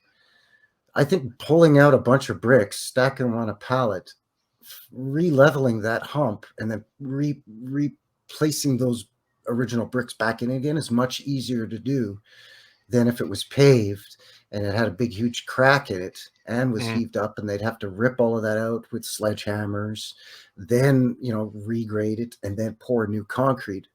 This, I think, would be more efficient in terms of time, and you could just reuse the brick. So I think in terms of maybe road maintenance, this was a smarter way to go back in the day with cobblestone or brick rather than paving it in big, giant slabs of concrete. I guess pre-asphalt days and all that stuff too. Yeah, that's right. Early hotel, the Clarendon here, didn't last very long, 1920, probably burned down. Yeah, that's not very long at all. 37 years, not much. early time period for It's a Winnipeg. shame because it looks like it was quite nice. Mm-hmm. Very stately looking. I mean, not super fancy, very modest, but stately looking. Yeah, the interior's probably finished nicely, right? And all these Oh yeah, with windows. the crystal chandeliers and the polished woodwork for sure. Hell, we even Wainscoting. we even saw that in the old photos that we looked at inside the Hudson's Bay that one time. Remember, like Mm-hmm. just the wood finishing in a department store. So imagine in a nice hotel. Mm-hmm. That's right. Yeah, yeah. There's the Fort Garry, CN Rail. Those CN and CP hotels are they're just above and beyond all the other hotels. Not just railway people, right? Hotel people too. That's right. That should be the slogan. Wow. I With all the know. tech on every little Yeah. peak and point and angle on that roof. It's got a little antenna or a tech piece on it. Yeah, and the bump out balconies that come down like this and follows it all the way down. Yeah. Yeah, so you can get a stateroom with a little bijou balcony and you can overlook the beautiful tree-lined street there. Also basement maybe. Oh yeah. Yeah. Absolutely. And it looks like a retaining wall in front of those windows a little bit. Yeah, exactly. Yeah, which I love to see in a lot of these old world pictures. Yeah. That is such a beautiful place. Look at that. Mm-hmm. Look how overgrown the outbuildings are in front of it, though, with ivy. Yeah. And I mean, that's been that place has been there a long time. Old, right? Old. Yeah. Bavarian feeling? Do you get a Bavarian Yeah, feeling? yeah, kind of a yes, yeah, very, Yeah. you're right. Mm-hmm. Mm-hmm. Are you getting any background noise here on my end? Can A you hear that? little bit. It's not really loud though. Okay. Let's see. Let's go to the next one. The Grange Hotel. Old West Geez, style. a small little building, but still up on the top. Look how fancy it is. Mm-hmm. With the big arches on the top floor there, and those two center windows with the big keystone, and like it's tiny place, but it's still really beautiful. Mm-hmm. And then on either side of it, a little wooden house. Yeah, little gable. This is what you expect, right? Yeah, or even that 2-story wooden building next to the house there. Yeah, sure. Yeah, Yeah, sure. why not? A mercantile or something there, maybe, or an apartment. Mm-hmm. Mm-hmm. But that hotel, that coffee house, I mean, and again, low windows there in the front between the two sets of stairs. Yes, there. Yeah. I know. And down the side, you see them down the side. Yeah, underneath those big, long, narrow windows. Yeah. Does that say 1858 on it, on the front? Where are we looking here? Here, 18. Here. Yeah, does that say 58? It's hard to say. That's a good shout. It looks a little square on this side. Hard to say though. Huh. Yeah. The Grange Hotel. The Leland Hotel. Yeah, that's a beauty too. Look at that fancy main entrance. So they've got some kind of gazebo thing on top of it or something. Yeah, you can probably walk out onto there. It looks like. Yeah, maybe have your tea or coffee out there or something. Look at this thing. Strange. Yeah, what the hell does that thing do? Strange. It looks like it's another little observation thing inside there, it looks like. Yeah, you could go up in there and look out from there. You're probably right. Yeah, you're probably right. What the hell is that? Yeah. Nice hotel, eh? Nice looking. I love to stay in a place like that. That street looks dirt, though, to me. That street looks like a dirt road where they've put like a section where you could cross. Here? Yeah, here? like planks or boardwalk where you could cross without getting all muddy. And then, and you're not seeing the rail car tracks in here at all either. So probably in a different location. But burned down in 1999. Oh, what a shame. Right? Yeah. Interesting looking roof. Very unique, actually. You mean to tell me in the year 2000 they couldn't put out a fire in a building? I mean, this isn't a huge building. I mean, it's big by old world standards. It's a big building, but by modern standards today, to the year 2000, firefighting, they just like how out of control of a blaze would that be that it burnt down, considering the outside of it is all brick and masonry. I know. It doesn't make a lot of sense. Obviously slated for demolition at some level for development. Obviously it was purposely torched. The lot was more valuable than the building, as they say. right? Yeah. Yeah. Another one that burned down. Burned down in 1899. Didn't last 10 years, apparently, this one. 1890s it was built. Wow. That's what we're told. Look at the conical domes on that thing too, man. Even the picture itself isn't clear. It's fading away from our memory. This is all that's left of this place, I would The suspect. Manitoba Hotel. What a beauty. Mm-hmm. What an old world Yeah, beaut that is. Wow. for sure. And then that's it burnt after the fire, apparently. That Ah, yeah, terrible. What a shame. I know. Yeah. Oh, Mariachi's, Hotel, another hotel. We're in a hotel string of photos right now, so yeah, another hotel, but fairly simple. But still, you're still getting, It's the the look. it's the eave along the roof line there. The Yeah, soffit. yeah, Look at that. You're right. Even still, very modest and small, but still a lot of fancy, skilled yeah, stonework going into. Even if those are plaster cast, it's yeah. still awfully fancy and it's still a lot of work. Of course, yeah, and faded from history too. A lot of these The places just weird gone. jalopy parked in the front with a single headlight in the middle. Did you see that? Yeah, I was looking at that with the big tire. I was just Yeah, checking that out too. it's like an old steam. It's probably an old steam powered truck, Cool, very interesting. Hmm. like to And make this deliveries and stuff. this is the grotto in their bar in that hotel we just looked at. Isn't that strange? It's like I don't know, just a weird look. So the narrative is that they carved out a tavern under that hotel to make it look like an old grotto. Kind of, yeah, yeah. When probably they found this like this and altered it slightly and said, "Oh yeah, we made this to look like a cool grotto underground bar." Yeah. Yeah, strange. I'd love to check places like this out, if they were still around. So much exploring. I mean, there still is so much exploring to be done, but so much has gone by the wayside at this point in time. Yeah, Lost a some of lot. it we can never go back because they're long gone. It's a Yeah, shame. it is, yeah. Marlsborough Hotel. Yeah, that's a beauty too, with the different facade brick on the front, and then you can see down the sides where it changes color there that they use. That's just that standard brick. Siding brick, maybe, and then front face brick. The front facading brick is that darker, Yeah, probably that textured brick. sure. Okay, yeah. Cheaper. This stuff would be cheaper because no one's really going to look at it too hard, Yeah, maybe. but you want your front to be all fancy because you're a hotel or whatever, right? So Uh-huh. that they use that brick on the front. Dave Ebony, that buddy of mine who has a channel Uh-huh. Yeah. over in England, he would call this a classic Victorian tart up. The Tart up. Victorians found the basic red brick building, and then they refacaded the front with all the accoutrement and the stone or the fake stone and that textured facade brick to make it all fancy wedding cake tarted up looking. That's kind of his theory on it. Sure. Is, that Yeah. when these were founded, they were actually found, and they needed some work. And in order to justify that, we own this building, we renovated it. Yeah. And fancied it up. renovate. In other words, Yeah. Make it new. reclaim ownership on it. Yeah. Call it new and Call it new. Yeah, And renovate. Bob's your uncle. Yeah. Good one. Yeah. Interesting. I don't know. Do you want to jump in and share some of what you have soon here? Or?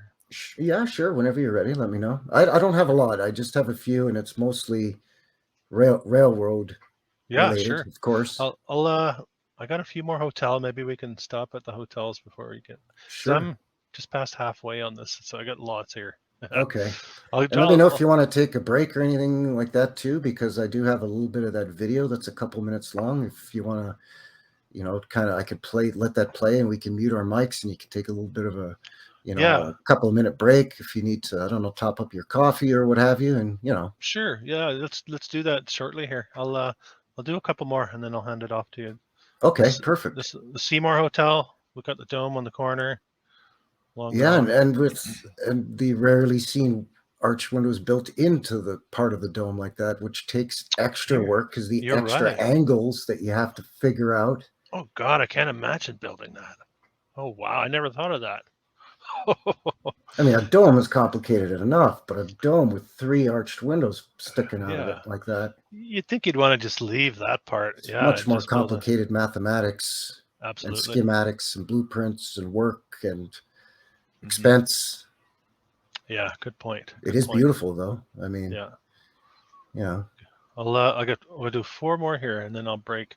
I got just an old hotel coming from. These are going way back. A lot of these ones here, old bricker, right? Even there, you can see though. Yeah, See the little. yeah, fancy, made to look like sort of tassels hanging over Yeah. the arched windows on both floors. And this is the type of old world building that I find in.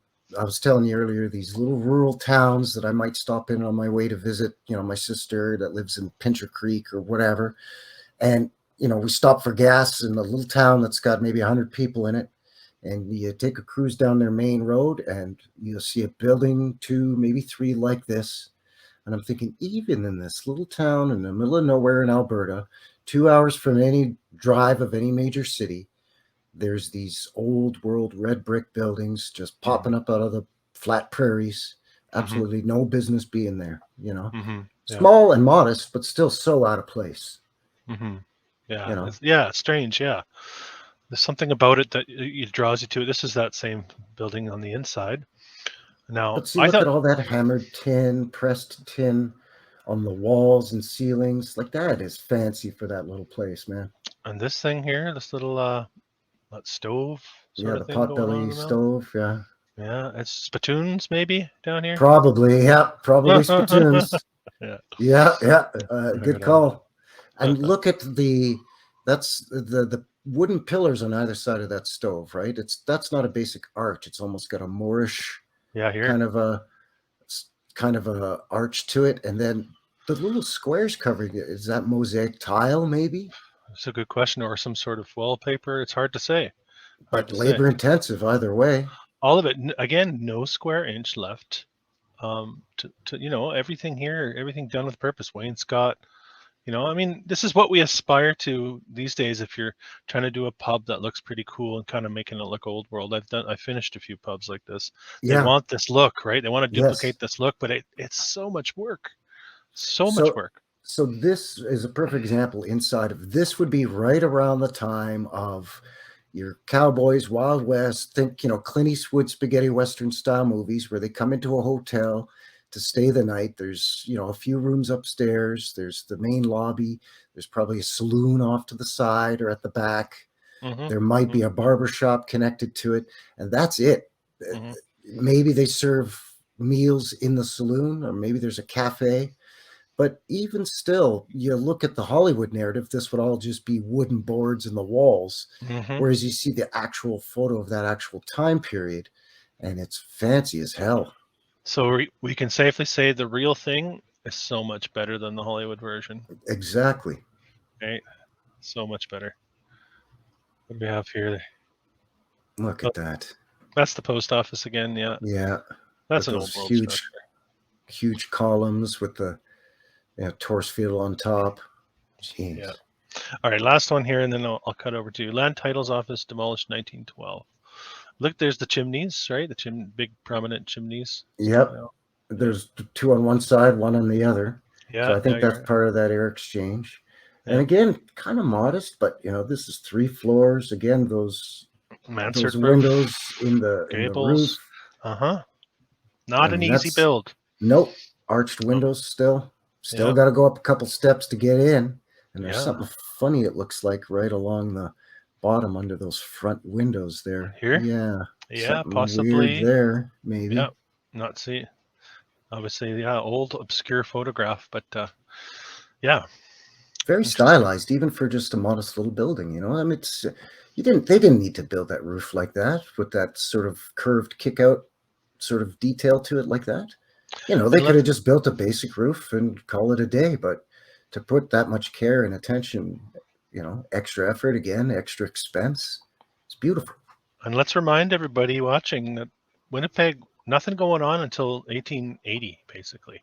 Yeah. Right. So from what you've seen in this last little while, from all these 88 pictures I've shared so far, we're looking at a metropolis of a city, well established, deeper into time, much deeper into time than we're told, I think. Yeah, I would agree with you 100%. Yeah. All right, I'll hand it back to you. I'll stop sharing. Those were some great shots. Oh, as always, you always come with You always come packing some great photographs and great old shots of the old postcards too. Just Yeah. mind-boggling stuff. I enjoy the dig. I love digging for this stuff. It's really fun. It is. It's even I had a good time. Like I said, I think maybe I have half a dozen pictures. I downloaded quite a few, but then I went through and scrutinized them really carefully. And for you blow them up too much, they pixelate. So I kind of got rid of some of them. But yeah, it's fun discovering this stuff. Yeah. Especially when it's something that's technically in your own backyard. And we're not really taught a lot about our own nation's history. So for our community, this is the best way to kind of dive into it, because we can examine the official narrative and then examine some of the evidence that we find, and we can sort of debunk the official narrative as we're in real time discovering stuff with these photos. Yeah, and I hope that's what we're doing. Just through basic logic, we're trying to illustrate the discrepancy between the official narrative and what we're seeing with our own eyes. Yeah, absolutely. Do you want to take a little bit of a break? It's about roughly 5 minutes. Let's do it. And then we can come back, and maybe I could share a few of my photos, and then we can maybe finish it off with a few more of yours, just to kind of round it out. Sure. Yep. Sounds good. Okay. Awesome. All right. So yeah, we'll take a little bit of a break. I'm going to share a little video that I found here of this was. Just got to find the right file. I'm getting better at labeling now. Now I'm labeling the file for today instead of just odds and sods or something. It's labeled Winnipeg. So I'm like, oh, that's got to be it. So here it is, a little video of old Winnipeg. This footage from the very, very early to mid 1920s, some street scenes of old Winnipeg.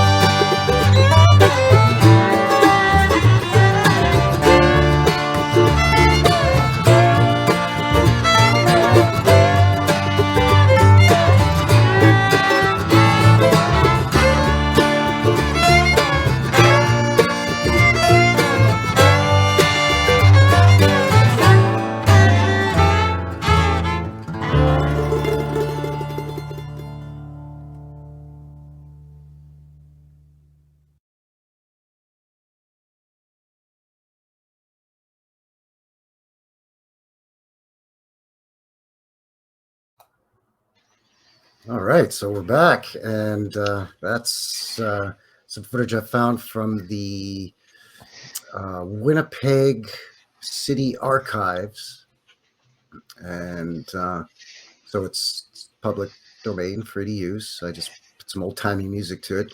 But the thing that I That's good. loved about it is anything with that old footage I love because you can see the buildings, but you can see the vehicles.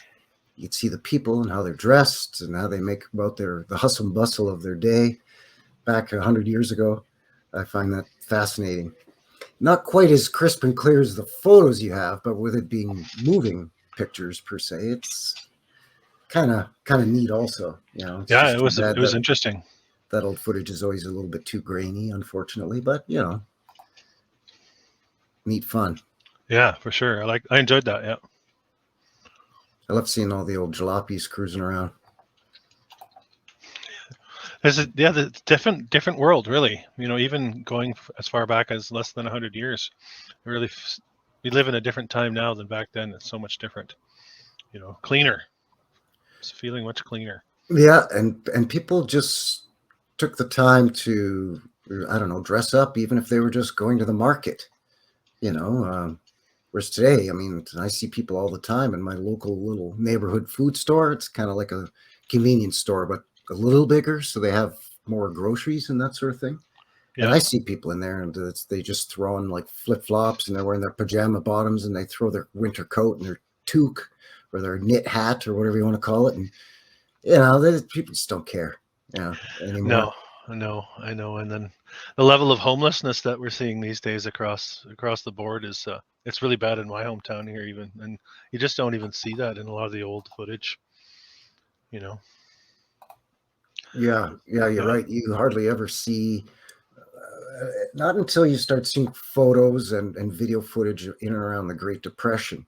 But prior to that, Hmm. you don't see a lot of people looking down and out, sitting on the, I don't know, up against the side of a building with their hand out, wearing rags necessarily. Uh, Hmm. at least not like we see today, unfortunately. And the You drug know, problems of today, right? It's quite different. Yeah. yeah, yeah. A lot of the substances today, it's, get a hold of you. I Hmm. mean, I'm sure back then there was addiction problems with alcohol, and of course, opium was, Hmm. and heroin too. Actually, heroin and cocaine goes back to before the early 1900s. So, Hmm. yeah, but I think people were, I don't know, there was maybe more of a sense of community and helping each other out, keeping an eye out for each other Hmm. back then. Hmm. Or at least by what we're told, how people lived, than the narrative too. A lot more people went to church, and there was, say what you want about organized church and how deceiving it can be, and contributes to the false narrative. But back then, I mean, that was sort of the hub of the community too, right? Especially in a little town, everything revolved around the church, and that's how you got to know your neighbor. And if you needed to rely on your neighbors to help you out, or they could rely on you to help them out, it was all done through just meeting up after church events or whatever. That's right. It's a platform for community involvement and cohesiveness, and yeah, Yeah. it's falling by the wayside nowadays. Yeah, unfortunately. Hmm. So I've got a couple of pictures here, as I mentioned, that are kind of sort of um, more to do with Winnipeg, with the railroad, more than anything else. But again, the area that we're looking at here is just Manitoba's right here, sort of central Canada, and Winnipeg pretty much right in the middle of the province from east to west too. So this is the Canadian Pacific Railway main head office in Winnipeg. Mm.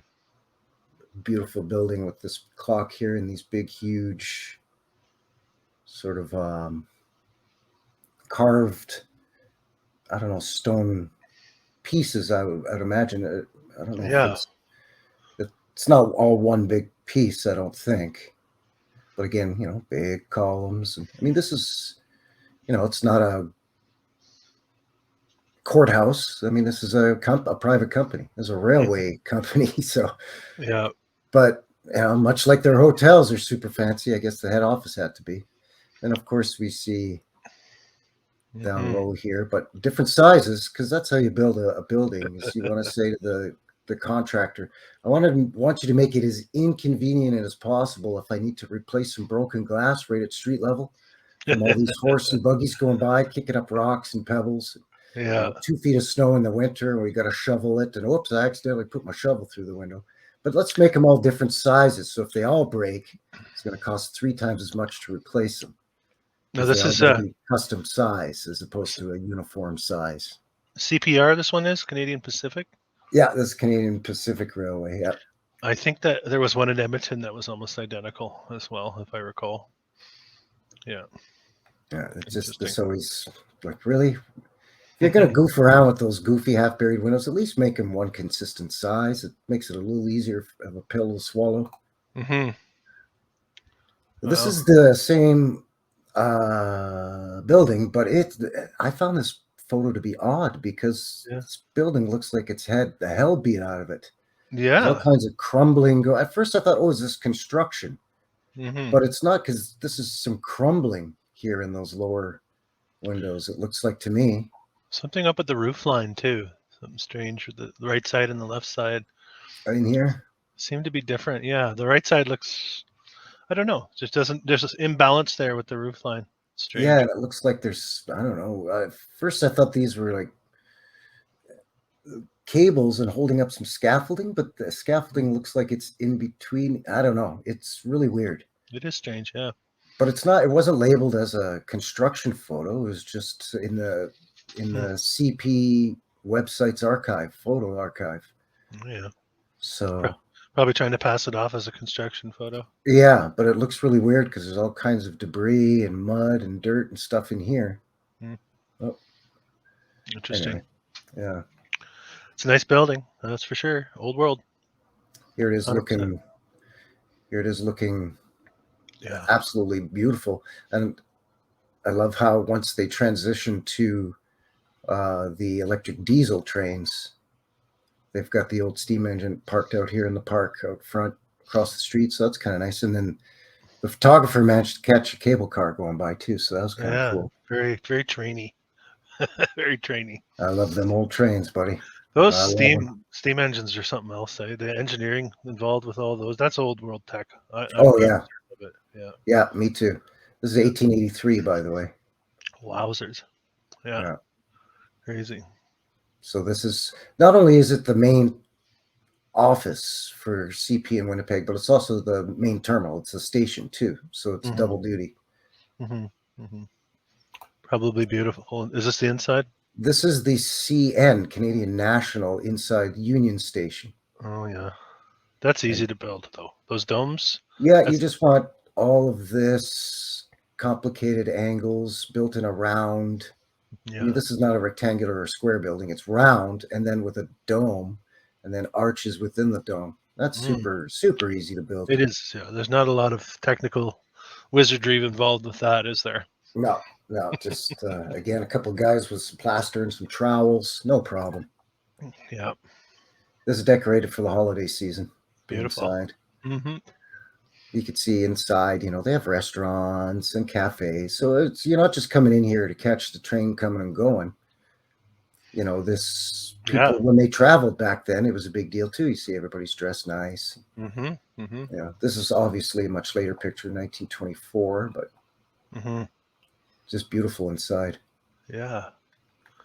Everything mattered, even as transitioning into the new world. The memory of the old world and how everything mattered so much is carried over and was still an imprint on the society, I think. Yeah, absolutely. This I loved because you got the train and all the people, and obviously people are aware that there's a photographer, a bit of a photo op, some people actually posing for the camera, sure, but I just love the fact that this is just a train station. Is that a brick street there? Looking like we have some maybe pavers on the left there. Like we're having something under this guy too, like like the sewage, sewer, rain gutters, maybe. Yep. This is the streetcar, obviously the end of the line here. They look like a lot of fun. riding those streetcars. It looked like it'd be something to do on a Sunday. Take the kids out, ride the streetcar through the city. Sure, yeah, exactly. Yeah. I just loved how you get the modern tech here and here, but then you still have, the horse and buggy and behind all Yeah. these bicycles lined up. Yeah. Again, big, huge arch here, which is kind of funny looking window inside it. But, Yeah. just a regular train station, but big, beautiful brick building with a big, complicated, multi-angled roof line and all that again, Mm-hmm. as opposed to this, wooden barn over here, right? Mm-hmm. Yeah. Yeah. So definitely looking more old world to me. Yeah, for sure. So this is that Canadian National. We saw the inside. Yeah. Okay. This is the Yeah. outside of it here. And Wow. again, you've got, horse and buggy, but also jalopies at this point. But this thing is there's the main rail yard, obviously, in the background, like 17 tracks, I think is what I counted. Wow. You could see coming in from here, coming in from here, coming in from here, everywhere. But it's sort of a dome on top of a dome or within a dome. I've never seen anything like that before. Yeah, it's big. It's really big. The dome's gone now, I think. It's a Via Rail station now. Yeah, the dome I think is gone now. They say And this big, opened in 1911. massive entrance. Look at this. Yeah, it's ridiculous. Ridiculous. But again, there's that beautiful tree-lined street. Mm-hmm. Massive structure too. You could just tell by the size of these cars. This is just a huge building. Yeah. Definitely old world. 1911, they say.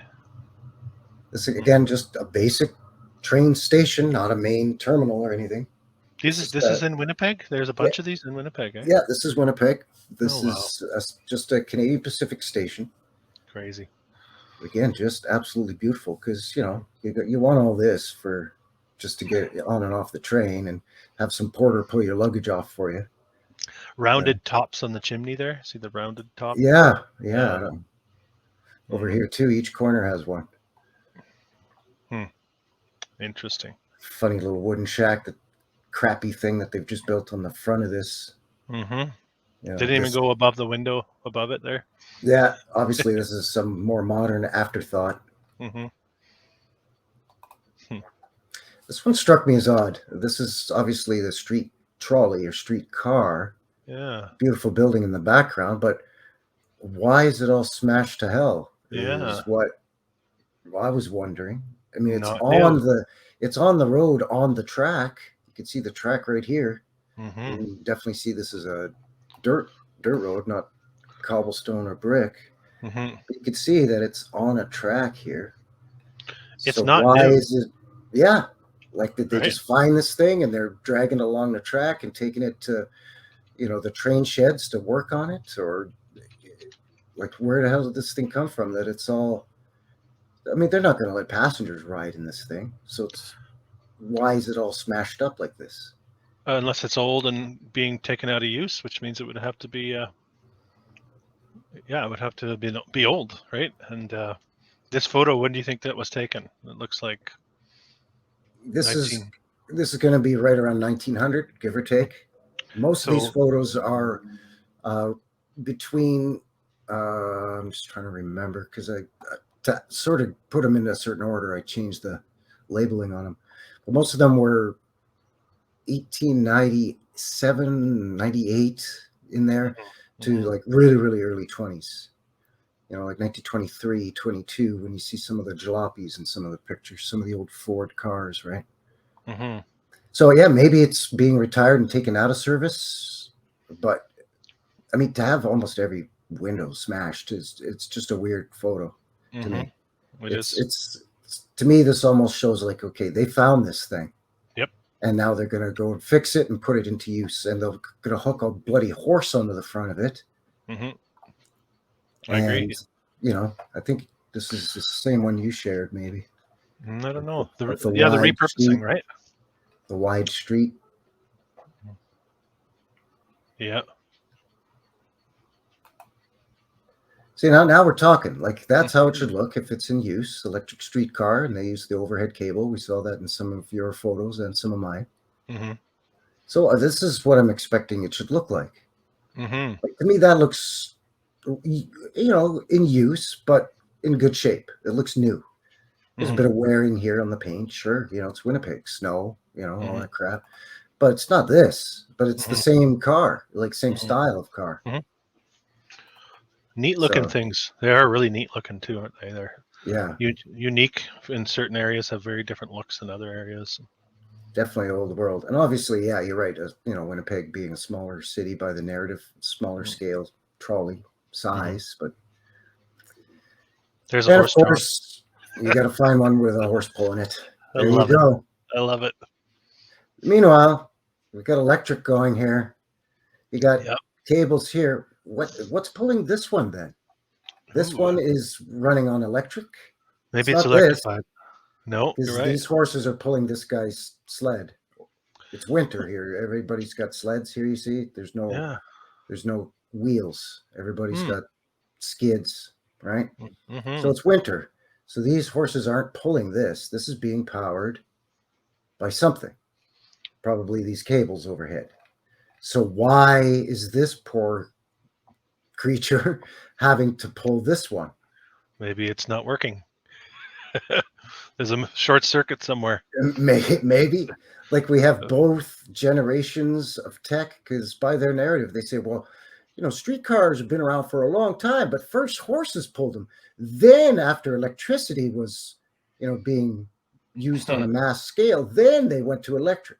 But Well, I these knew it look, was coming, yeah, right? They knew it was so they coming, didn't but bother changing the style. They knew that, well, it's going to be same. So we'll just build them all the same in anticipation of electricity coming in. Again, like anticipating these wide streets.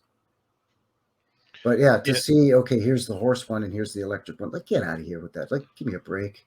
it's the narrative falls flat on its face again with the horse-drawn But there's streetcar. that beautiful building we were looking at in one of your photos, Yeah, the the post gingerbread office. style. Yeah, that's the one. Mhm. Yeah. Yeah, it But is yeah, nice. this just because when I first saw the photo, I'm like, oh, great, there's some trolleys in this photo. And then I looked and I'm like, wait a second, why is this horse pulling one when this one's clearly being run on electric? Yeah, yeah. I know it's Uh, strange. Yeah. and then Hard- I also I also found that one that you found of Broadway, just Yeah, because it's such a beautiful it is amazing. photograph.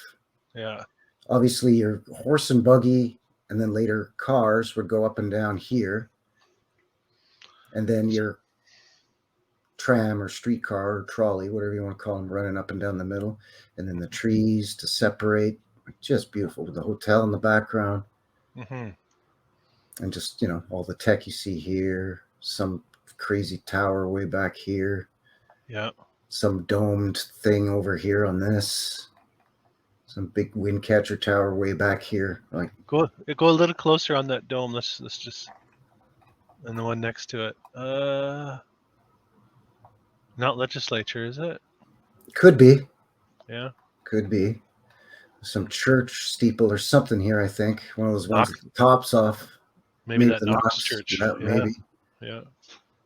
But yeah, beautiful, beautiful photo. And It again, is. even this roof. I mean, that's not easy.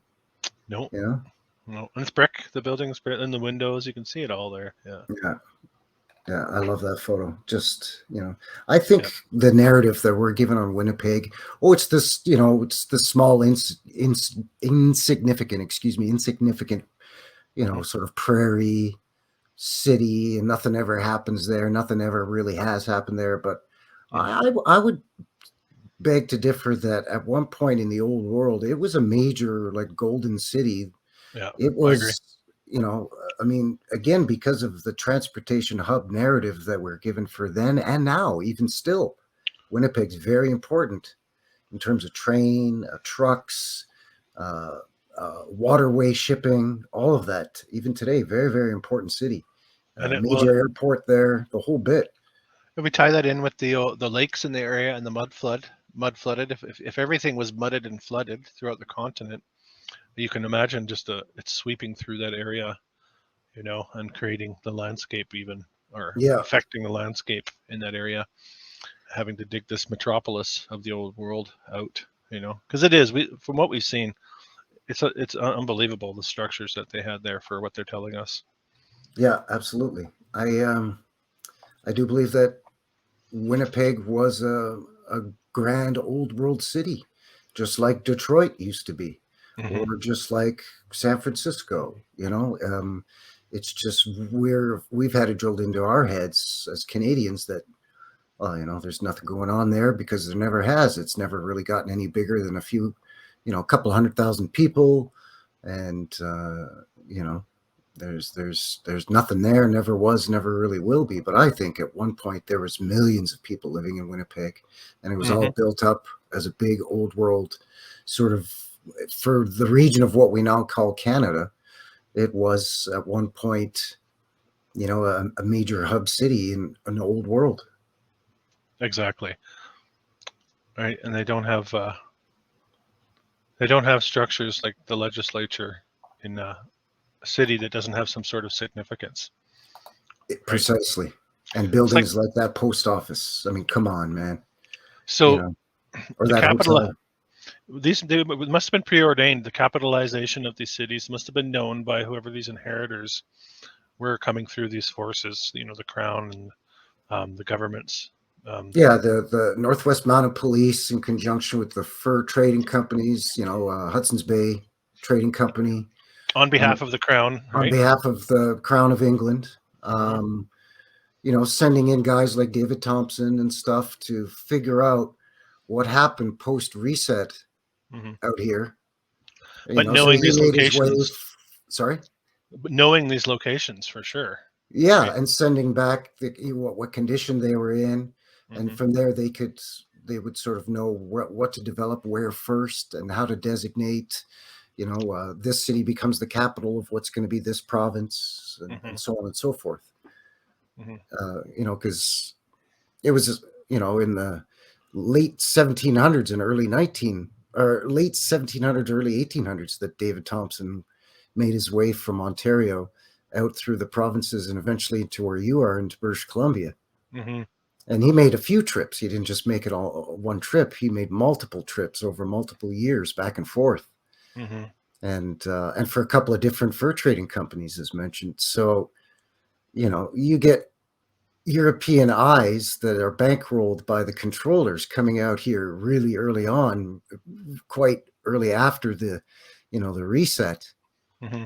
And it's very easy for them to say, oh, nothing out here but Indians. But meanwhile, well, I mean, that's what we're fed is the narrative. But meanwhile, the ones that are bankrolling the whole thing Mm-hmm. and are going to be taking over and rolling out the new narrative, the ones that are going to be staking their claim on some of these rediscovered or founded, Mm-hmm. basically found buildings and cities, then they say, okay, this is going to be, Edmonton, this will be the capital, this will be Winnipeg, this will be Saskatoon or Regina. Mm-hmm. I mean, Regina is an old world name, and that's why Yeah. that city got the name Regina. Toronto was an old world name too, I would say. Yeah, and then of course, Victoria. They start giving these cities in Canada these royal designated sounding names, right? Mm-hmm. Mm-hmm. St. John's. I mean, there's St. John's and St. John, I both know in that's Canada, right? always been confusing on that one. Always. And we have Prince Edward Island, Yeah. and Nova Scotia means New Scotland, We yeah. We have Prince George and Prince Prince Rupert George, out Prince here in. Rupert, Prince Albert. Mm-hmm. We have, yeah, all of that. Yeah. Yeah. Queen Victoria. I mean, obviously Victoria, but every city's got a Victoria Avenue. We still celebrate Queen Victoria's birthday in Canada. It's a national holiday. So, yeah, the crown is a big part of the narrative here Mm-hmm. Mm-hmm. to help disguise the old world Yeah. that was buried. Yeah. And if you get into even the royal family, the British royal family, you find out that the existing British royal family actually usurped the throne back around this time period, where the bloodlines that are in place right now um, are basically imposters of the actual lineage of the British crown that used to exist in those seats, apparently. Yes, that's So, right. so Yeah, it's kind of yeah. interesting as well. Yeah, because Um, you had the whole Tudors thing and the War of the Roses and all of that stuff. yeah, yeah. And then you had Queen Victoria up until Queen Elizabeth II. Queen Victoria had been the longest Mm-hmm. running monarch or the longest ruling monarch Mm-hmm. and she was the grandmother to all these guys that eventually became. They were all cousins, and they were Yeah. all the kings of all these European nations, right? England and the Tsar of The Russia, Tsar of Russia. Yeah. Yeah. and what's his name, Habsburg, and all them. Hmm. So Can you see this building? uh, yep, I just hit add to stream, so yeah, I can now. So there's the That's Parliament. that's the Parliament building in Winnipeg. Yeah, looks a lot like the Edmonton. It does. It does. Similar. I watched a video on this, Mind you, and they all look very similar. yeah, right. A lot of Masonic symbology built into this structure. Um, and well, they even say with the Masons that they basically hijacking the previous um, legitimate Freemasons. Michelle Gibson, I don't know if you're familiar with her work. Oh, absolutely, yeah. She talks about the Moorish Freemasons, who were the actual builders of this old world civilization, right? So even what we know of as these Freemasonic societies are imposters, I think, impersonating um, what probably was part of a builders guild of the old Hmm. world, Yeah, right? yeah. So I work with a guy who's a Freemason, like he's in the Masonic Lodge and all that stuff, and mhm, he's a nice enough guy and everything. But mhm. I mean, this guy wouldn't be able to build a garden shed if you gave him $10,000. Like he's just not handy at all. But it's funny because then he goes to his meetings and they put on the white stone cutters, leather apron with all the badges and symbols on it. That's, Mhm, this thousands of years old tradition of stonework mhm, and how it's passed down through their symbology, and mhm, because it's ancient mystery school technology and all this stuff. And I'm like, get mhm. out of here, buddy. You couldn't build a front porch. you know Nothing Can you against him. He's just not one of those guys that's sure? handy. He's not like you. He's handy with a hammer and nails. He's just not Yeah, like that, right? it's not a builders guild. It's a gentleman's Yeah, club, it's a something like that, right? fraternity is really Yeah, what it is now, more than anything. yeah. Absolutely, yeah. You see these sphinxes here? There's one. There's another one there. You I see never those? noticed that. See, because you got Yeah. to have a sphinx in Manitoba, Does that make any sense at all?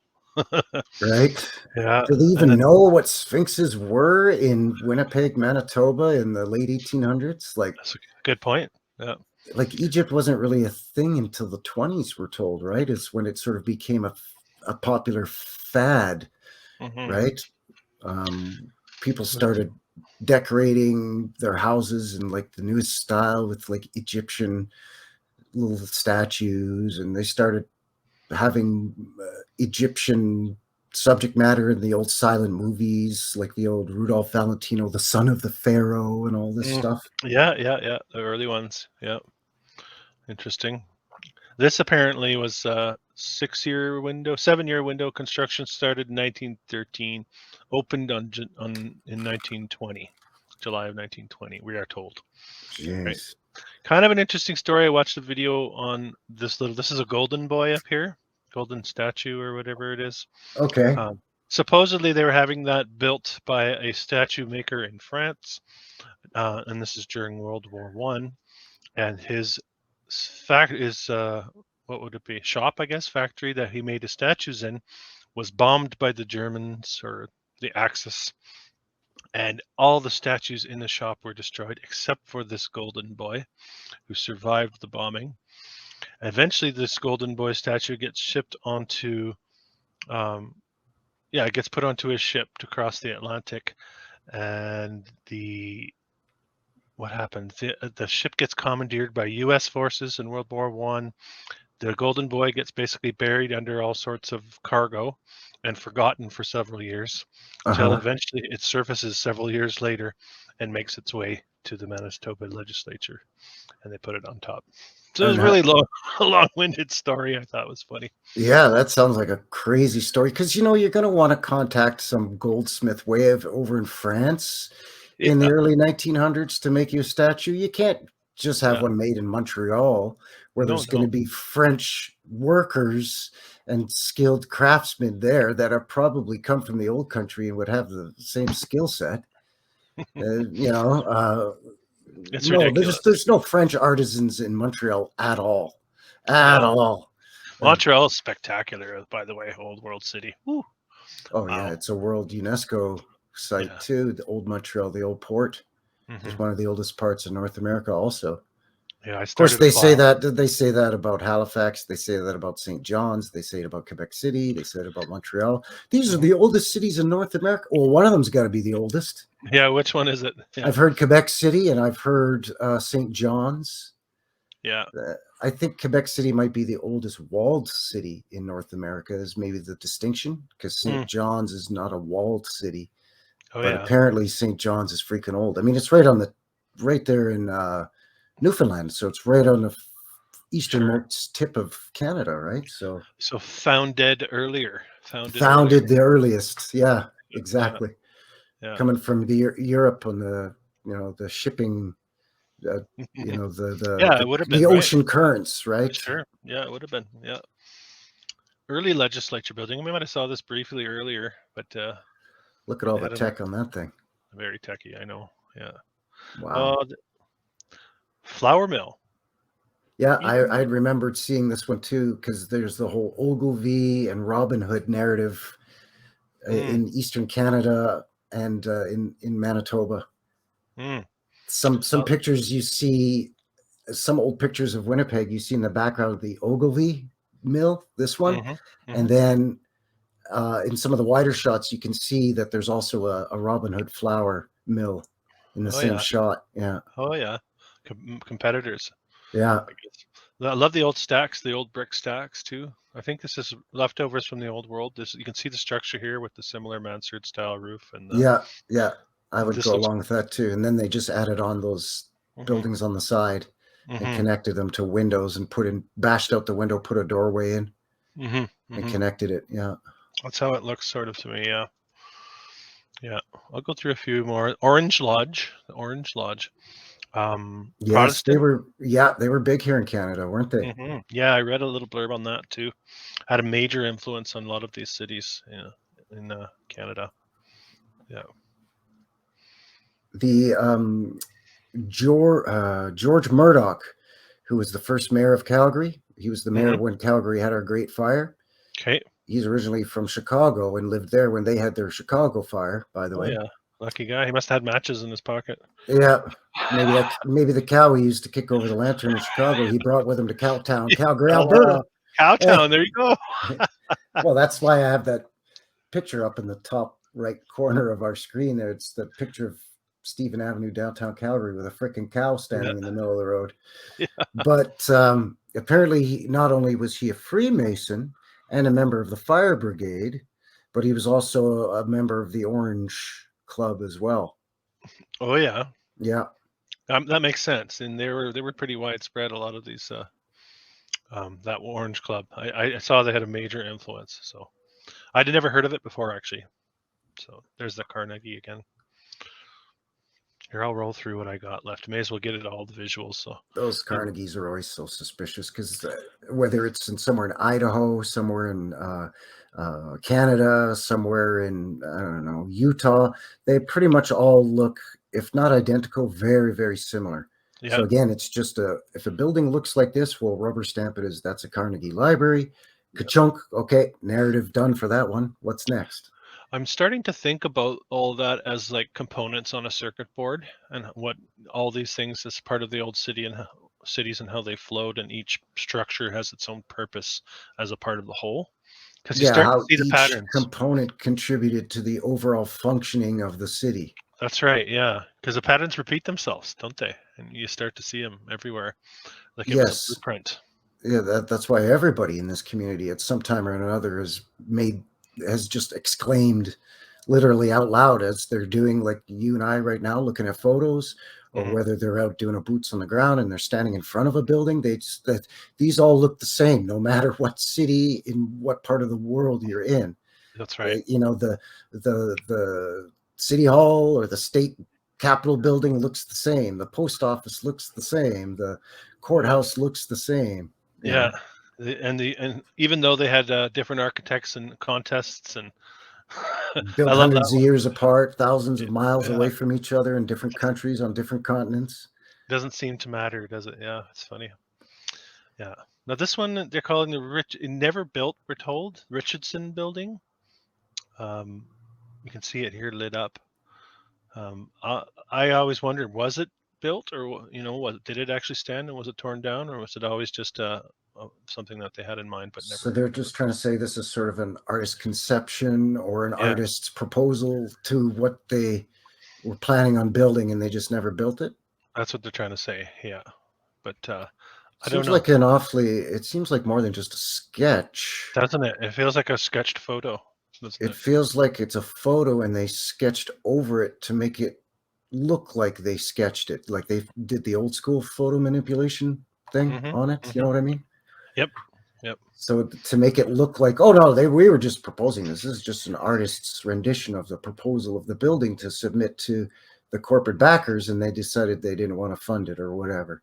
Mm-hmm. Mm-hmm. But who knows? It Exactly. could have been. I mean, you showed just in this stream a couple of examples of actual photographs that you have of a building that was stood for 10 years and then they knocked it down. Exactly. You know, Yeah. built in the late 1800s, and it stood. That one they knocked down in 1899 or whatever. Like, come on. Yeah. Yeah. It doesn't make What'd you even sense. build it for then? If you're, It's so wasteful, right? or why'd you Yeah. build it out of stone and make it look like a castle if you were going to knock it down? Why not build it a wood frame building if you knew that, well, it's just going to be a temporary courthouse until we get the permanent one built? So make it out of wood. Don't make Yeah. it to look like a castle or whatever. Yeah, I know exactly. I mean, thanks for doing it. It's beautiful, and we can look back on it and appreciate it. But didn't the folks back then tap some of these foremen and people in charge of these construction companies, walk up to them and tap on the shoulder and say, "Hey, buddy, times are hard. Where are you getting all the money to build this beautiful building? I can't even eat. I can't afford to Exactly. feed my children. And I Exactly. work for you, buddy. I'm a laborer on your job site, and I can't Yeah. afford to buy food. Where are we Can't getting the even money to build this thing?" exactly. Can I get a window in my shack? Right? Yeah. No. Can I get some arched windows and brick in my house? No. Yeah. Yeah. Check Jeez. this one out. Manitoba College. Jeez. It looks like it's out of a fairy tale, man. Isn't it ridiculous? Look at those, especially the two tower tops at the front of that. Like, look at that.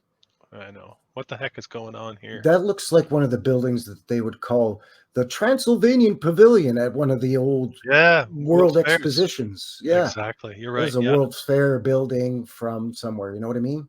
Mm-hmm. And they would say, "Oh, okay, we better say that this is the Bavarian Pavilion." I think they had another name for it. I have another one here. They called Manitoba it Manitoba College. College. Same one. Same one. Yeah.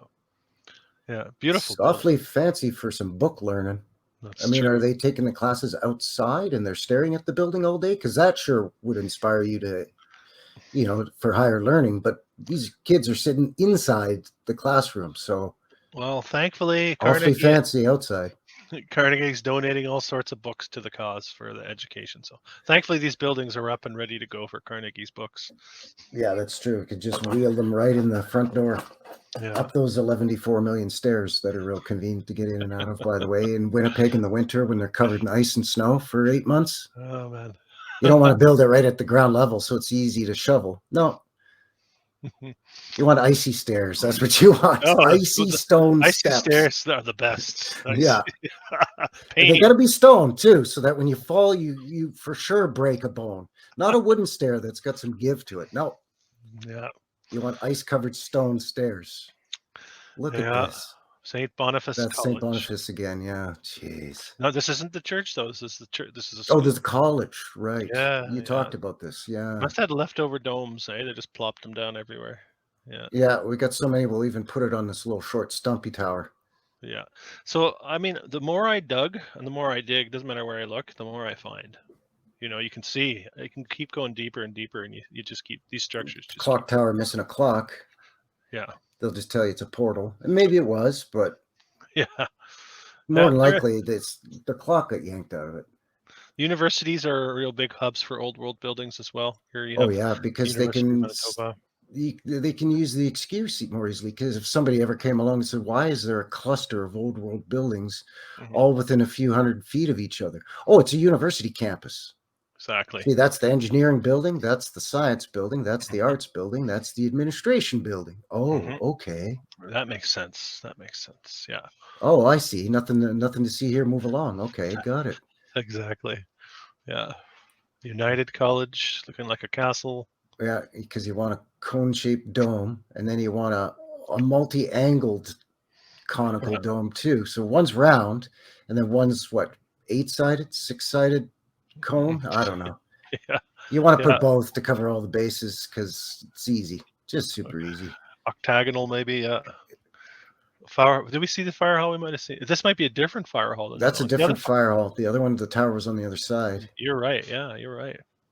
But see, Okay. that's to me, that's a wind catcher. And then they say, no, that's an observation tower to look out for the fire. And then Mm. the guy will ring the bell when he sees the fire. And then the horses run out them doors. Yeah, yeah. Which, sure, I mean, at some point it could be repurposed to that easily. But Well, I'll go. I'll give you a theater here, Princess Theater. This is the Bijou Theater. This is part of that block we looked at with the dungeons underneath. So okay, very. and the three buildings kind of all squished. Yeah, Like tall, yeah, skinny buildings was yeah. kind of a thing in the old world, too. I guess economy of space and Yeah. and maybe Part of they share services or utilities easily sure. back then because Probably connect to each other. I would suspect as well. yeah, and I would imagine that, like, I believe that the steam system is old world for Hmm. these buildings, Hmm. so they Hmm. could share, like, those three buildings all sandwiched together probably shared the same central steam system underneath in those Sure. The dungeons. dungeons in the dungeons. Yeah, right. The Orpheum. Okay, so this is another part of the old world narrative I find interesting. They were very, very big on their theaters, like Like live theater. yes, opera houses and theaters. Um, The opera house always struck me as more unusual than the live theater. The live theater, I could sort of get it. Okay, hmm you go and see a play, whatever it might be, right? hmm hmm But the opera, I mean, I think today, how many people are fans of opera? A lot of people love opera, but Yeah. it's a love hate. Like, you either Oh love it yeah. or you hate it. You're not just like, oh yeah, I could listen to it on and off. It's meh. No, you're right. Most Absolutely. people, and I'm thinking, okay, for the because Calgary had a huge opera house too. Hmm. We had two of them actually, Hmm. and I'm thinking, did the cowboys riding the range in the Wild West, shooting buffalo and fighting off the wild Indians, were Hmm. they big fans of opera? Like, on one hand, we're told it's the Wild West and it was out of control and everybody was scalping everybody. But Yeah. then on the other hand, they were sophisticated enough to enjoy an Italian Yeah. opera Yeah. here in Yeah. Calgary or up in Edmonton or there in Winnipeg. No, it doesn't make sense, does it? This is, yeah. So this Orpheum, is that supposed to be the same place? I have it. Oh, this is the Walker Theater. Walker Theater interior. I thought it might be the same. Like, there's still an old vaudeville theater here in Calgary that I'm gonna hit Yeah. up in the summertime. You can go Over in check out live shows. yeah, they still have live performances there, but it's more sort of a small music venue, Mm-hmm. singer songwriter, acoustic guitar kind of. But it used to be a vaudeville theater where they had all the the old vaudeville acts, the joke tellers, the jugglers, the blackface uh, performances, Mm-hmm. all of that stuff. Mm-hmm. And that, as a variety entertainment show, I'm much more open to than opera. Mm-hmm. For some Mm-hmm. reason, and maybe it's just, again, my personal indoctrination that we're taught that opera is a European thing. And why Mm-hmm. would cowboys love opera? I don't know. It just seems so out of place, especially here in the West, Canada Well, and the US. Same yeah. thing, like in Oklahoma City, the cowboys there loved opera, apparently. Yeah. Yeah. Right. Well, opera, that could be part of the inheritors narrative, right? Turning these into opera That's what using. I think. Yeah, Yeah. because who the hell in, like, Tulsa, Oklahoma in 1852 Yeah. or in Edmonton, Alberta in, 1893, who was, like, scrambling to go to the opera house to hear, Mhm. like, opera being sung, like, it's Italian mostly. Yeah. No, I hear you. I hear you. The Italian's not a big language in Canada. No, I know that. Yeah. So we have an old opera house and maybe a new one. This is weird. This doesn't make sense up here compared to what we're seeing down here. Yeah, they built that onto Okay. the top, I think, or something. Yeah. And this is a rendering where it's apparently 1926. That was the end of it. Yeah. That must have been a beauty. Right? Yeah, like they're spectacular. There's even some of the theaters I look into, like San Francisco Fox Theater. If you ever look into that, it'll blow your mind. It'll absolutely blow your mind. St. Louis has a Fox Theater, and they're just unbelievable structures. Well, speaking of Unbelievable. that, when you mentioned the Orpheum Theater here in Winnipeg, it Yeah, seems like that name Orpheum is also very common. A lot of cities had an Orpheum yeah. Theater. They had an Orpheum. They had a Lyceum a lot of the time. Sometimes a Pantages or Pantage. I don't know how to pronounce it. They pop up. Like I said, these things pop up over and over as you look from city to city. Right. Um, Orpheum again. Vancouver's got a legendary Orpheum theater. Yes. Yeah. I've been in there. Yeah. Toronto does too, or Hmm. had. Hmm. I can't remember. I'm sure Calgary, one of them was called Orpheum too. I mean, we had the Palace, we had the Showcase Grand, we had the Grand, we had the Auburn Saloon, which is still called the Auburn Saloon. That's that vaudeville place. Okay. Yeah. We had the Fort Garry Theater. No, the Gary Theater, Uh-huh. for spelled Gary with two R's, for Yeah. Yeah. Calgary with one R, GAR. which is Interesting. weird. All right. I'm at the end of the line with my pictures here. So Oh, Winnipeg Beach, that's pretty famous. yeah. That's still around, Winnipeg Beach. That's a big thing. This big pavilion still kicking. I don't know if that's still there, Yeah. but Winnipeg Beach is still a big. I mean, it's right in Winnipeg, and it's right on Lake Yeah. Winnipeg or Lake Manitoba, whatever bloody lake the city is Uh-huh. beside. Uh-huh. But yeah, that's famous. Hmm. Because you think again, a beach in Winnipeg, but yeah, like in the summers it gets hot there, and there's a sandy beach there. Well, I got to tell you, I did not think I was going to find 150 photographs on Old World Winnipeg. Usually, like the big cities, like the Bostons and the Montreals and all that kind of stuff, I get up to 150, no problem. Yeah, But a city like Winnipeg, I was thinking maybe 60 or 70 Old World pictures, and that would be a good amount. But no, Winnipeg had so much more to offer than I expected. It's pretty amazing. that's why I'm so shocked that when I was trying to find odd and strange old stories of Winnipeg, like unusual places and things that have to do with Winnipeg, I was surprised that I didn't come across much, because I knew that there were so many of these beautiful old buildings. I've personally been to Winnipeg enough that I've seen some of them, and I remember seeing them. I mean, Yeah, it's been years. It's been well over a decade since the last time I was in Winnipeg, but hmm it's one of those Canadian cities that for some reason it's given a bad rap. Other Canadians never want to travel as a tourist to Winnipeg.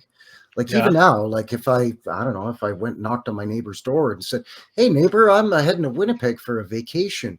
You need me to bring you back anything?" They'd be like, "What are you going to Winnipeg for? You got family out there? Like what the hell are you going to Winnipeg of all places?" Right? Same Well, as Edmonton. I was going to just say Edmonton's got a very similar reputation. Yeah. Yeah, it's known as Deadmonton, and Hmm. but I lived in Edmonton 3 years, and there's like any other city, there's boring, crappy, ugly parts of Edmonton that are dangerous and just shitty, but Yeah. it's still overall a beautiful city, especially in the old city and in the river valley. And Winnipeg's no different. The historic areas of Winnipeg, absolutely beautiful. The association with both national railroads, there's Hmm. lots of old railroad related buildings out there that still stand. It's Well, amazing. I think a part of the inheritors narrative is they want us to get down about where we are and who we are. They want us to be negative about it and not think too much of it, right? So you can just Yeah, shrug it off and oh, I live in Winnipeg. It sucks here. Like, they want that attitude out of us, right? And right. what I encourage people to do is say, embrace where you are and then explore where you are. If you get into this research, it's like every day is a new day. It's like you're a kid in the candy store if you get That's into why this I didn't stuff. accept the narrative of Calgary after a while. Is, oh, it's a new city, and it just kind of sprang up out of the prairies from the Mounties, building a fort here You're like, wait a to tick. to protect the fur trade. And but then I'm thinking to myself, wait a second, I live in a neighborhood where there's 3-story old world brick buildings that have limestone carved medallions and fancy sort of sawtooth or dog tooth roof lines along Hmm. the Hmm. soffits, and I'm just like, it doesn't fit. Mm-hmm. You know, we're told it was, you know, wild cowboys and whiskey runners out here, and it was like I said, the narrative for Calgary is like a Clint Eastwood movie, the Wild West. Mm-hmm. You know, with a Mm-hmm. tumbleweed blowing down the road and the wooden sidewalks and shoot Yeah. 'em ups at high noon, and you know, and all, and you know, and the sheriff and all of that stuff. Mm-hmm. But then I'm walking around my own city, and I'm like, wait a second, it says right on that building that it was built in, you know, 1898. Supposedly that was just nothing but dust and cowboys out here, but that's like a 5-story red brick building covered in glazed terracotta tiles, and it's got gargoyles all over it. You Yeah. know, and it looks way older than even when they're said it was built, and they're said it was built during the cowboy days. So it's like a double BS Well, piled onto it. you bring the Hollywood into the conversation again too, and it's like Hollywood. If you watch movies now with eyes, old world eyes, Hmm. you see it everywhere. Old world Yes, building. Oh, they're shooting at an old world building. Look at that old world building. They throw it in our faces, and then they tell us it's not a thing. It's not real, right? So absolutely. it's a part of their magician, their Holly wand or whatever they use to obscure our vision, right? But they throw it in our faces all the time. So once you see it, you can't unsee it. Once you go into this stuff, you can't go back. You really can't put the genie back in the bottle, I That's think. right. And see, I'm very lucky because I was very close with my grandfather, but I was also very close with his dad, my great grandfather. I mean, I was 6 when he died. Oh yeah, So wow. he died in 1976, and he was born in like Oh, 1882 or something like that. you're So I lucky. remember as a kid just hanging out with the old timers Mm-hmm. because I wanted to hang around my dad, and my dad was hanging around his dad. And, you Mm-hmm. know, it was just, I got used to hearing them talking about old time stuff. You Mm-hmm. know, I can remember as a kid, my grandfather telling me, "Oh, when I was your age, there weren't airplanes, there weren't cars." And Mm-hmm. I thought he was crazy. Well, how'd you get around, Grandpa? And he said, "Well, a horse and buggy, you know, or just ride the horse into town. Or if you had to get supplies, you attach the wagon onto the back of the horse and Mm-hmm. you Mm-hmm. pull it into town." And by today, Grandpa could drive into town in 10 minutes, but back then it took me 2 hours, you know. And I'm Yeah. like, wow, you Yeah. know. And you know, they all worked at some point or another in the off season. They were farmers, but in the off season they worked for the railroad. My great Yeah. granddaddy, my granddaddy, a couple of my great uncles, a couple of my uncles, they all worked for CP because, you know, they're all in and out of the Montreal area, like Yeah. rural areas and small towns in and around Montreal. Yeah. So I mean, railroad was just easy, steady work. Yeah, So we take it for granted geography and communication. People ask, well, if this was true, that we would have known about it years ago. It's like we weren't able to communicate like we are now, and we didn't have the means to move like we do now, to travel. So you had to be content with whatever that newspaper was telling you and whatever the schoolhouse was telling you. You didn't have an internet to go to. You didn't have Frankie from Calgary to have a chat with about this stuff. We would be sending letters back and forth, and it would be this conversation that we've had today would have taken a year or two to converse. all Like right, back and sending forth. letters back and forth and photographs back and forth. Yeah, Yeah. absolutely. So it's You everything's know, speeding up in that way, right? Mm-hmm. so I wish that I had. I don't know. The one thing that I know for a little while, my grandfather worked for a brick company in Montreal, and not right in the city of Montreal, but again, you know, just outside of Montreal. Mm-hmm. And I wish I knew then what I know now. So, and I wish he was still around. He passed about 10 years ago. Mm-hmm. That I could pick his brain about the brick industry and just how many bricks and how labor intensive it is to make enough bricks to even just build a 2-story modest house, like 1,000 square foot, you know, 4-bedroom farmhouse out of brick, or even just the main floor out of brick and the second floor out of wood. Mm-hmm. You know, like a lot of them were actually. You know, you'd build your house out of brick, and as your family expanded, you'd knock the roof off and you'd build a second floor, Mm-hmm. and you know, wood frame second floor, but the main floor of the house, the walls were brick. Mm-hmm. But Yeah, yeah. unfortunately, you know, because that firsthand knowledge of how bricks were made, how they were shipped around. Mm-hmm. I mean, obviously the railroad had a track that went right into the brick yards, and they would load the rail cars with pallets of brick, Mm-hmm. and it would be shipped out from there. But pre-railroad, Mm-hmm. you know, the pallets of bricks were loaded onto carts pulled by mules and by horses. Mm-hmm. Mm-hmm. So now you're tripling your travel time, and the loads are a lot smaller. Mm-hmm. Yeah, It would have just really been interesting to pick his brain about all these questions. mm-hmm. Mm-hmm. Well, I think we're at the point now in this research that it's not a matter of are, are we being lied to. We know that there's a deception going on here. I guess sometimes I ask myself, no, where do we go from here with all this research? What are we getting to the bottom of, right? Yeah, what do But we do with it? yeah, but I think it's the more eyes on it, the more we can uncover and get closer um, to something that we can say, yeah, this is more like what happened, not what they're telling us. And I don't know if that, for me, that's kind of the goal, is like, let's move closer to some conclusions on what was actually here, you That's know. why I agree with what you said too about exploring your own area, because that's the best way to get to the bottom of it, Hmm. is just to go out and have a look at things with your own two eyes. And like you said earlier too, once you see it, you can't unsee it.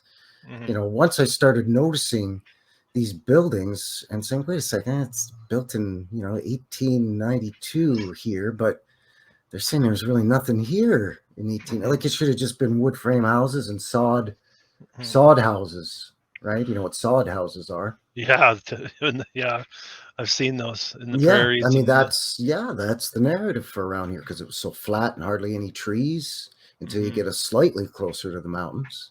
Hmm. There's some trees along the river here, but you know not enough to sustain a boom towning and building everything out of wood. So then I'm seeing all this brick and Yeah, sandstone buildings, and they look like they belong in Europe from the 1700s. And I'm like, this whole cowboy narrative thing, yeah, something ain't right. I mean, I live in a neighborhood that just doesn't even fit in that narrative, and it's one of the oldest neighborhoods in Calgary. It was yeah, developed yeah. in 1903 where I live. There's only And two then neighborhoods older than this here. we can't really hang our hats on anything historically. Like, people will use the argument, well, what about the first peoples that lived here? And we have to understand, all of our history has been obscured, especially theirs. But like when they try to reach into Aboriginal people in the history of the on the continent, their history was scrubbed just as ours was. All of our Oh, histories has they been were scrubbed. they were. I mean, there was an out and out attempt at full genocide. Um, Absolutely, and absolutely. the closest they got was, rounding them off and shipping them, unfortunately, to these crappy tracts of land that they called, Reserves. Indian reserves, Yeah, where you can't grow anything because the soil is all yeah, acidic from all the pine needles and stuff, because it's not in the grasslands, and yeah, so on and so forth. But yeah. the greatest gift that our indigenous peoples gave the controllers was the fact that they had an oral history, from Hmm. what we're told, right? Not Yeah, much of a written history in terms of Canadian Indigenous First Nations. sure. Yeah, So, therefore, if everything is passed down through spoken word and through song lyrics, yeah, if nothing's recorded physically on, in written language per se, yeah. it's real easy for the controllers to, like you said, to just completely muddle and destroy their a narrative, and then just construct a new narrative for them too. Well, then that gets into the world's fairs and what they were presenting there for what existed here on the continent. And you know, if you look a little bit deeper into that, it's pretty ugly. The human zoos and the world's fairs, and Yeah. they were Oh, yeah. painting a picture. They were trying to paint a picture for the reset people, I suppose you could say. That's right. Here's what little island people looked like, Yeah. with their loincloths and their spears. And here's what African tribes people look like. And here's what North American Indians look like with their feathers and bows and arrows. And, Hmm. and here's what Polynesians looked like. And yeah, so you would Hmm. just go from pavilion to pavilion in these world fairs and Yeah. go, oh, that's what Germans do every day. Oh, Yeah. that's what the Philippines is. Oh, that's what Eskimos are. That's right. Stereotypes, right? Yeah. Yeah. Yeah. And so that's my message too. Is like, we were all much, much more than we are now. Something has been taken from us. We've fallen, right? And there's a biblical aspect to that. The fallen, we fell from what we once were, a much higher state of existence here, and that goes for all human beings on in this realm. I I think almost said on. some of the truth does slip into the phony narrative, though, because there is Is a it? narrative about the native Indigenous First Nations here in Canada, that, you know, they were a stoic, a proud, majestic Mm-hmm. race that lived in harmony with nature. But Mm-hmm. then we're also told they were warring tribes that slaughtered each other and took prisoners, and they were wild savages. Mm-hmm. But I think some of that stoic, majestic narrative does lend a little bit to the actual truth of the actual past of our Indigenous. Yeah, I think that a lot of these old world structures that we see now that we're told were 1800s are much older. And I mm-hmm. think that part of the lost narrative overall of Canada is that some of the earliest of what we now call our First Nations probably inhabited some of these older buildings, and then the controllers came along and Mm-hmm. everybody was moved around, orphan trains, Indian Yeah. reserves, Yeah. immigration populations coming in, moving populations around, using quote unquote Chinese to build railroads, all this stuff, right? Mm-hmm. And then everything gets jumbled around and mixed around, so that eventually the First Nations forget their own true Of narrative, course. and they go by what their great granddaddy told them was, yeah, we used to follow the buffalo herds around and live in teepees. You know, Yeah. that's what it was. Yeah. Well, You they've know, scrubbed the memory, right? They've yeah, scrubbed their memory, the and they've cultural planted a false genocide. memory. That's Yeah, right. Yeah. And a similar storyline with the African American in the States. Michelle Gibson gets into this too, where she's suggesting the Moorish civilization um, was here, right? Moorish people, not African American, but Moorish American. I've heard that term used as well. So these people were here on this continent as a part of the Old World civilization.